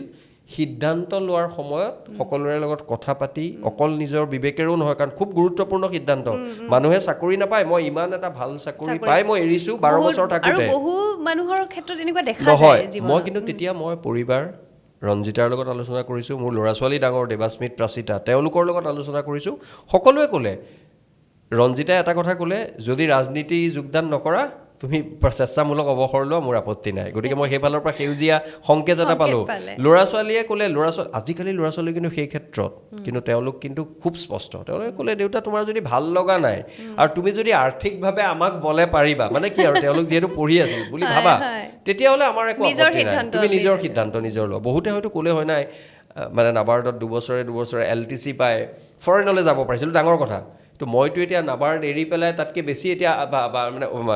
আকৌ মই গৰ্ব কৰি নাই পোৱা মই মানুহৰ নিমন্ত্ৰণ পাওঁ অনুষ্ঠানৰ নিমন্ত্ৰণ পাওঁ বিশ্ববিদ্যালয়ৰ নিমন্ত্ৰণ পাওঁ মই দেখোন বেছি গৈ আছোঁ গতিকে মই এই কথাটো কৈছোঁ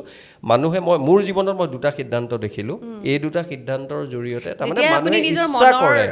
মনৰ কথাটো লক্ষ্য যেতিয়া স্থিৰ তেতিয়া ভুল তাতো হ'ব কিন্তু কিছু সিদ্ধান্ত লৈ কিছু সন্তুষ্টি লাভ কৰিব পাৰে মই সেই কথাটোৱে কৈছোঁ মোৰ নিচিনা এজন অত্যন্ত নগণ্য নৰমনিছে কিমান ডাঙৰ ভাল মানুহে ডাঙৰ সিদ্ধান্ত লৈ থৈছে মোৰ নিচিনা পুনৰ কৈছোঁ নগণ্য ধূলিকণা সদৃশ এগৰাকী নৰমনিছে এই দুটা সিদ্ধান্তৰ জৰিয়তে যিহেতু আজিলৈকে দুখ কৰিব লগা হোৱা নাই কোনোবা মানুহে যদি সিদ্ধান্ত ল'ব বিচাৰে অৰ্জুনৰ কথা ভাবক শ্ৰীকৃষ্ণৰ কথা ভাবক মাক দেউতাকো অৰ্জুন হ'ব পাৰে নিজৰ শিক্ষাগুৰু অৰ্জুন হ'ব পাৰে নিজৰ বিবেকো অৰ্জুন হ'ব পাৰে কৃষ্ণ হ'ব পাৰে সেইখিনি কথা ভাবি খালি আৱেগিক সিদ্ধান্ত নল'ব এই 30 ছেকেণ্ডৰ ৰিলৰ নিচিনা সিদ্ধান্ত নল'ব কোনোবাৰ কাৰোবাৰ হয় নহয় কেতিয়াবা অফিচত যে কয় আৰু মই আমাৰ কলোকুৱেল ষ্টাইলত কৈছোঁ, অফিচৰ বছে গালি পাৰিলে মই চাকৰিটো এৰিয়েই দিম, ৰেজিগনেশ্যন দিয়েই দিম, ষ্টেটাছো দি দিলে, এই ধৰণৰ কথা, ষ্টৰী এই ধৰণৰ কথা। মানে কিছুমান জীৱনৰ সিদ্ধান্তত অলপমান ভাবি গুণি সুস্থিৰভাৱে ল'ব লাগে। অস্থিৰতা, ক্ৰিয়েটিভ মানুহৰ, সৃজনশীল মানুহৰ অস্থিৰতা ভাল, কিন্তু এজন মানুহ যদি অনবৰতে অস্থিৰ হৈ থাকে, কোনো কথা সুস্থিৰতাৰে নাভাবে, তেতিয়াহ'লে কিন্তু আমি মহাকাব্য হয়তো পঢ়িম, মহাকাব্য বিশ্লেষণ কৰিম, মহাকাব্যৰ পৰা কিন্তু প্ৰকৃত শিকনি ল'ব নোৱাৰিম। মই তেওঁলোকক বিনম্ৰভাৱে এইখিনি কথাই ক'ব বিচাৰোঁ। এতিয়া আপুনি বিদেশত বহু গৈছে, আপুনি বিদেশ ভ্ৰমণ কৰিছে, আপুনি এই আমাৰ ভাৰতৰ যিটো সংস্কৃতি বা বিশেষকৈ মহাভাৰতৰ যিখিনি আমাৰ আচলতে কাহিনী বা কৃষ্ণ সংস্কৃতি, ইয়াৰ প্ৰতিফলনটো আপুনি বিদেশত কেনেবাকৈ দেখে নেকি? নহয়, কিছুমান কথাত চাওক, অৰ্জুনক যদি এজন আপুনি সাংঘাতিক পদ্ধতিগতভাৱে একদম ছিষ্টেমেটিক এনেকুৱা ধৰণৰ মানুহ, ইফাল সিফাল নথকা, আমি যে ইফাল সিফাল বুলি কওঁ, ইফাল সিফাল নথকা চিধাকৈ যোৱা মেথডিকেল ফ'কাছড মানুহ, তেনেকুৱা আপুনি পশ্চিমীয়া দেশত, বিদেশ বুলি ক'লেতো বহুত আহে, পশ্চিমীয়া দেশে ইউৰোপ বা আমেৰিকাত কিন্তু মানুহ দেখিব, তেওঁলোক খুব মেথডিকেল, কিন্তু তেওঁলোকে, মই খুব মানে সাধাৰণীকৰণ কৰি কৈছোঁ দেই, এইটো কথা আৰু মইতো গৱেষণা কৰা নাই। আপুনি আমেৰিকা বা ছিংগাপুৰৰ হোটেল এখনত মানুহ এগৰাকীয়ে যেতিয়া আপোনাৰ আগৰজন মানুহক যেতিয়া তেওঁৰ যিবোৰ প্ৰশ্ন আছিল সেই তেওঁক কথাবোৰ কৈ আছে, তাৰ মাজত যেতিয়া 5 মিনিট 6 মিনিট লাগিব, পিছৰ মানুহজন কিন্তু 1 ফুট 2 ফুট পিছতেই থাকিব এই শাৰীটোত। আমাৰ ভাৰতত কি হ'ব, 2 মিনিট 3 মিনিট বেছি লগালে বাকীকেইজনে গৈ হুৰামূৰে গৈ সেইগল লাগে পঞ্চতাৰকা হোটেলে হওক সুধিব, আৰু সুধিলে 2 মিনিটৰ পিছত সুধিলে সোধোতাজনেও বেয়া নাপায়, তেওঁ মাল্টিটাস্কিং কৰি তেওঁকো উত্তৰ দিলে, প্ৰথমজনক দ্বিতীয়জনকো দিলে, তৃতীয়কো দিলে। তাৰ মানুহে কিন্তু মাল্টিটাস্কিং এই ক্ষেত্ৰত নকৰে, যিটো কথা। আৰু যিটো মই আৰু এটা কথা ভাল লাগে, আপুনি অলপ আগতে দুৰ্ঘটনাৰ কথা কৈছিল, মানে ঘৰুৱা দুৰ্ঘটনা পথৰ, তাত যে পথচাৰী মানে পেডেষ্ট্ৰিয়ানৰ প্ৰথম অধিকাৰ পথটোৰ ওপৰত, সেই দূৰত পথচাৰী আহিছে, আপোনাৰ লাইচেঞ্চে কিন্তু আপুনি যদি গাড়ীখন আহি আছে ৰখাই দিব। আমাৰ ইয়াত কি হয়, এইটো অত্যন্ত অশালীন অসভ্য এটা কাৰবাৰ, বহু শিক্ষিত মানুহে কৰে দেই, শিক্ষিত মানুহেইটো, ভাল ধনী মানুহেইটো ডাঙৰ গাড়ী চলায় সাধাৰণতে, তেওঁলোকে কি কৰিব,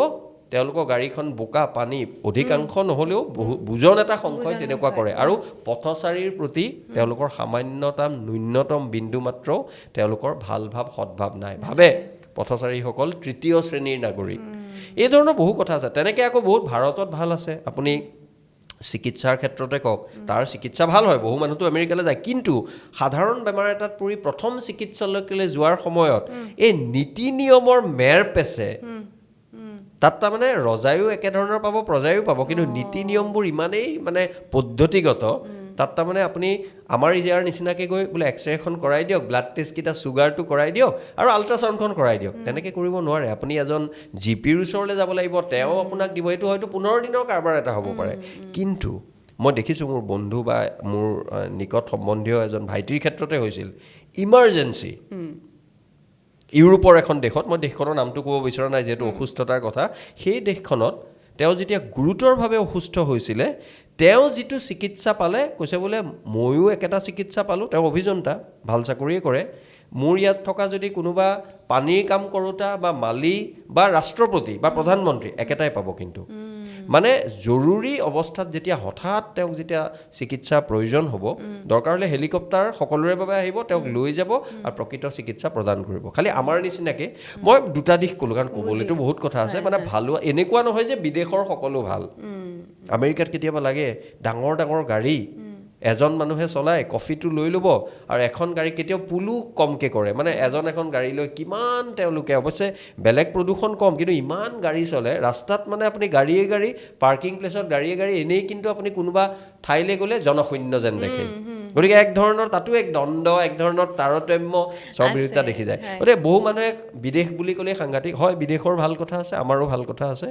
সকলোৰ পৰা ভাল কথাটো লৈ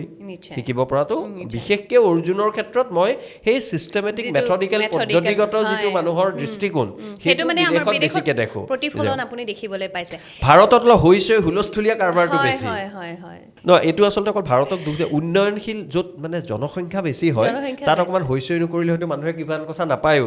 তেনেকুৱাও কিছুমান কথা আছে। আপুনি মানুহক দোষ দিব নোৱাৰে, মানুহৰ এই যিটো প্ৰেক্ষাপটটো খুব গুৰুত্বপূৰ্ণ। ইমান এখন জনবহুল, সমস্যাবহুল, আপেক্ষিকভাৱে কিছু দুখীয়া এখন দেশ, আমি যদি অকণমান হুলস্থুল হৈ নকৰোঁ,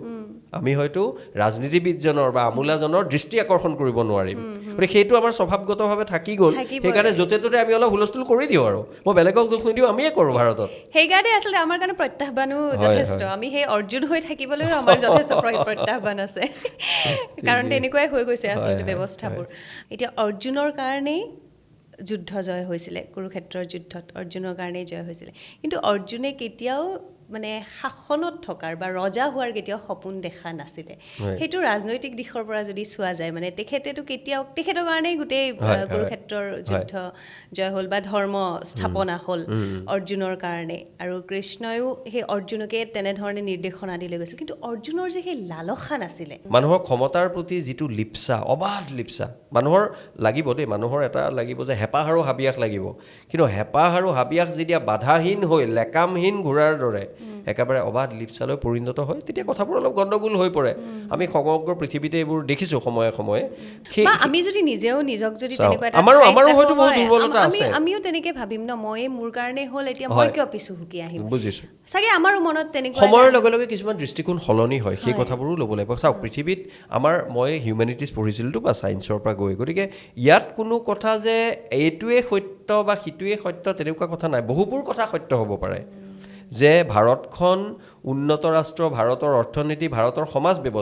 ব্যৱস্থাক যদি কোনোবাই নেতিবাচকভাৱে সমালোচনা কৰিবলৈ 100টা যদি ইয়াত বিন্দু বা পইণ্ট আছে তাক যোগাত্মকভাৱে ক'বলৈও কিন্তু 200টা পইণ্ট আছে সেই গোটেইখিনি গতিকে এইটোৱে মই ভাবোঁ আমাৰ মানৱিক বিদ্যা যিটো আৰ্টছ বা হিউমেনিটিজ বুলি কয় তাৰ মাহাত্য আৰু আপুনি ৰজা হোৱাৰ আপুনিতো অৰ্জুনৰ কথা ক'লে মই বাৰে বাৰে অথনিও কৈছিলোঁ এতিয়াও এটা উদাহৰণ দিবলৈ মন যায় শংকৰদেৱোতো 12 ভূঞা ঘৰৰ ৰজাৰ ঘৰৰ সৰুকৈ হ'লেওতো তেওঁৰ ৰজাৰ ঘৰৰ পৰিয়াল তেওঁৰ ৰজাৰ সেই সমগ্ৰ কথা নিজৰ মানে সম্পৰ্কীয় ভাতৃক দি তেওঁ সকলোবোৰ কথা ত্যাগ কৰি তেওঁ পূৰ্বৰ যিটো ধৰ্ম তেওঁৰ সেই ধৰ্মৰ কথাবোৰো ত্যাগ কৰি তেওঁ সম্পূৰ্ণ নতুন কথা নতুন দৃষ্টিৰে একশৰণ নাম ধৰ্ম কৰিলে আৰু ধৰ্মৰ কথাটো যদি মই নিলগায়ো থওঁ মই ধৰ্ম বেছি আনিব নিবিচাৰোঁ তেওঁ ইয়াত এটা সমদৰ্শী চিন্তাৰ বাট কাটিলে ৰূপান্তৰৰ খনিকৰ বুলি আমি সেইকাৰণে কওঁ কিন্তু ৰজা তেওঁ হ'ব পাৰিলে হয় খুব ডাঙৰ সংস্কৃতৰ পণ্ডিত হ'ব পাৰিলে হয় অসমৰ প্ৰথমগৰাকী স্নাতকোত্তৰ ডিগ্ৰীধাৰী ব্যক্তি ৰাধানাথ ফুকন তেওঁ ফিজিক্সৰ প্ৰথম MA মানুহে সেইদিনা মোক মিটিঙত ক'লে আপুনি ফিজিক্সৰ MA বুলি কয় মোক হয় ফিজিক্সত কলিকতা বিশ্ববিদ্যালয়ত তেতিয়াৰ সময়ত বোধকৰোঁ 1897 তেতিয়া MA বুলিয়ে কয় MSc বুলি নকয় বাৰু যি নহওক সেইটো এটা তথ্য সেই ৰাধানাথ ফুকনে কৈছিল যদি মহাপুৰুষ শংকৰদেৱে সকলোবোৰ কথা অসমীয়াত নকৰি ভক্তি ৰত্নাকৰৰ দৰে সংস্কৃতত লিখিলে হয় তেওঁ সমগ্ৰ বিশ্বখ্যাতি কিন্তু সেই ধৰণৰ পণ্ডিত হ'বলৈ ৰজা হ'বলৈ বাসনা নাছিল তেওঁ এখন সমাজক একত্ৰিত কৰাৰ যিটো আৰু মহৎ প্ৰচেষ্টা সেই প্ৰচেষ্টাৰ জৰিয়তে আমাক এটা বেলেগ বাটৰ সন্ধান দি গ'ল গতিকে অৰ্জুনৰ কথাই কওক শংকৰদেৱৰ কথা কওক আমাৰ চুকাফাৰ কথা কওক কেনেকৈ সেই সকলোকে একত্ৰিত কৰিছিল তেওঁ যুদ্ধৰে নাই কৰা সমিল মিলেৰে বেছিভাগ কৰিছে এই যে 7 ৰাজ মাৰি 1 ৰাজ সামৰা বুলি কওঁ কোনোবাই মৰা বুলি কয় মই 1 ৰাজ মৰা সামৰা বুলি ক'বলৈ ভাল পাওঁ সেইবোৰ কথা চিলাৰায় নৰনাথ তেনেকৈ আচলতে আমাৰ ইতিহাসৰ মাজত জিয়া কেতবোৰ চৰিত্ৰ আছে আমাৰ দৃষ্টিকোণটো যেতিয়া বহল হ'ব আমি যেতিয়া কিছু পৰিমাণে অশালীন 30 ছেকেণ্ডৰ ৰিলৰ পৰা ওলাই আমাৰ ইতিহাসৰ প্ৰেৰণা সঞ্চাৰী মহাপুৰুষ বীৰ বীৰাংগনাসকললৈ যাম অমলপ্ৰভা দাস চন্দ্ৰপ্ৰভা শইকীয়ানীৰ দৰে নাৰী পুষ্পলতা দাসৰ দৰে মহিলা ইন্দিৰা মিৰিৰ দৰে মহিলা এইখন অসমত কনকলতা মিলা গাভৰুটো আছেই আমি যেতিয়া তেওঁলোকৰ কথা হৃদয়ংগম কৰিম মই ভাবোঁ আমাক বহু পিনৰ পৰা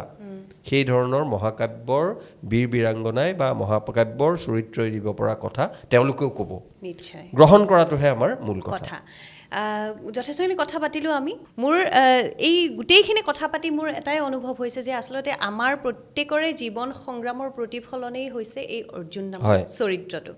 আমি আমাৰ জীৱনত যিমানখিনি সংগ্ৰাম পাইছোঁ আমাৰ যিমানখিনি অন্তৰ্দ্বন্দ্ব হৈছে আমি যিমানখিনি দুমোজা পাইছোঁ সেই গোটেইখিনিৰে প্ৰতিফলন যেন এই অৰ্জুনৰ চৰিত্ৰ অৰ্জুন যেনেধৰণে লক্ষ্যত স্থিৰ থাকি একাগ্ৰতাৰে আগবাঢ়ি গৈছিলে আমিও ঠিক তেনেধৰণে আগবাঢ়ি গ'লে নিশ্চয় আমি আমাৰ জীৱনত শেষত সেইটোৱেই কথা মানে মই সদায় কওঁ যে আমি ভূপেন হাজৰিকাৰ এবাৰ জন্ম শতবাৰ্ষিকী পাতিছোঁ আৰু ভূপেন হাজৰিকাৰ মানুহে মানুহৰ বাবে গীতটো যেতিয়া বাংলালৈ তৰ্জমা হৈছিল মানুষেৰ জন্যে সেই গীতটো আপুনি জানে সকলো অসমীয়াই গৰ্ব কৰে বাঙালী মানুহে গৰ্ব কৰে যে সহস্ৰাব্দৰ শ্ৰেষ্ঠ বাঙালী গীত অকল অসমীয়াই নহয় বাঙালী মানুহেও গৌৰৱ কৰে কিমান এটা আমাৰ গৌৰৱৰ কথা কিন্তু তাতকৈও ডাঙৰ কথা এই মানুহে মানুহৰ বাবে গীতটোৰ মাজত যিটো অৰ্থ আছে মানুহৰ, যিটো চন্দ্ৰকুমাৰ আগৰৱালাৰ জয় জয় মানৱদেৱ, এই মানৱ বন্দনা তেওঁৰ কবিতাটো পোৱা যায় ভূপেন হাজৰিকাৰ আগতেই। এই গীতটোৰ মাজত থকা মৰ্মাৰ্থ যেতিয়া মানুহে বুজিব, যেতিয়া মানুহৰ সকলোবোৰ প্ৰচেষ্টা মানুহৰ হিতৰ বাবে সমৰ্পিত হ'ব, তেতিয়াহ'লে দেখিব মহাকাব্যৰ সকলোবোৰ, অকল অৰ্জুন বুলি নকওঁ, অৰ্জুন, শ্ৰীকৃষ্ণ, যুধিষ্ঠিৰ, সকলোৰে ভাল ভাল চৰিত্ৰৰ ভাল ভাল গুণবোৰ সম্পূৰ্ণ বুলি মই নকওঁ, কিছু পৰিমাণে হ'লেও প্ৰতিফলিত হ'ব। আৰু তেনে এখন সমাজ, তেনে এটা দিনৰেই আশাতটো আমি বন্দী। আৰু সেইবাবে এই অনুষ্ঠানে যদি বিন্দু মাত্ৰ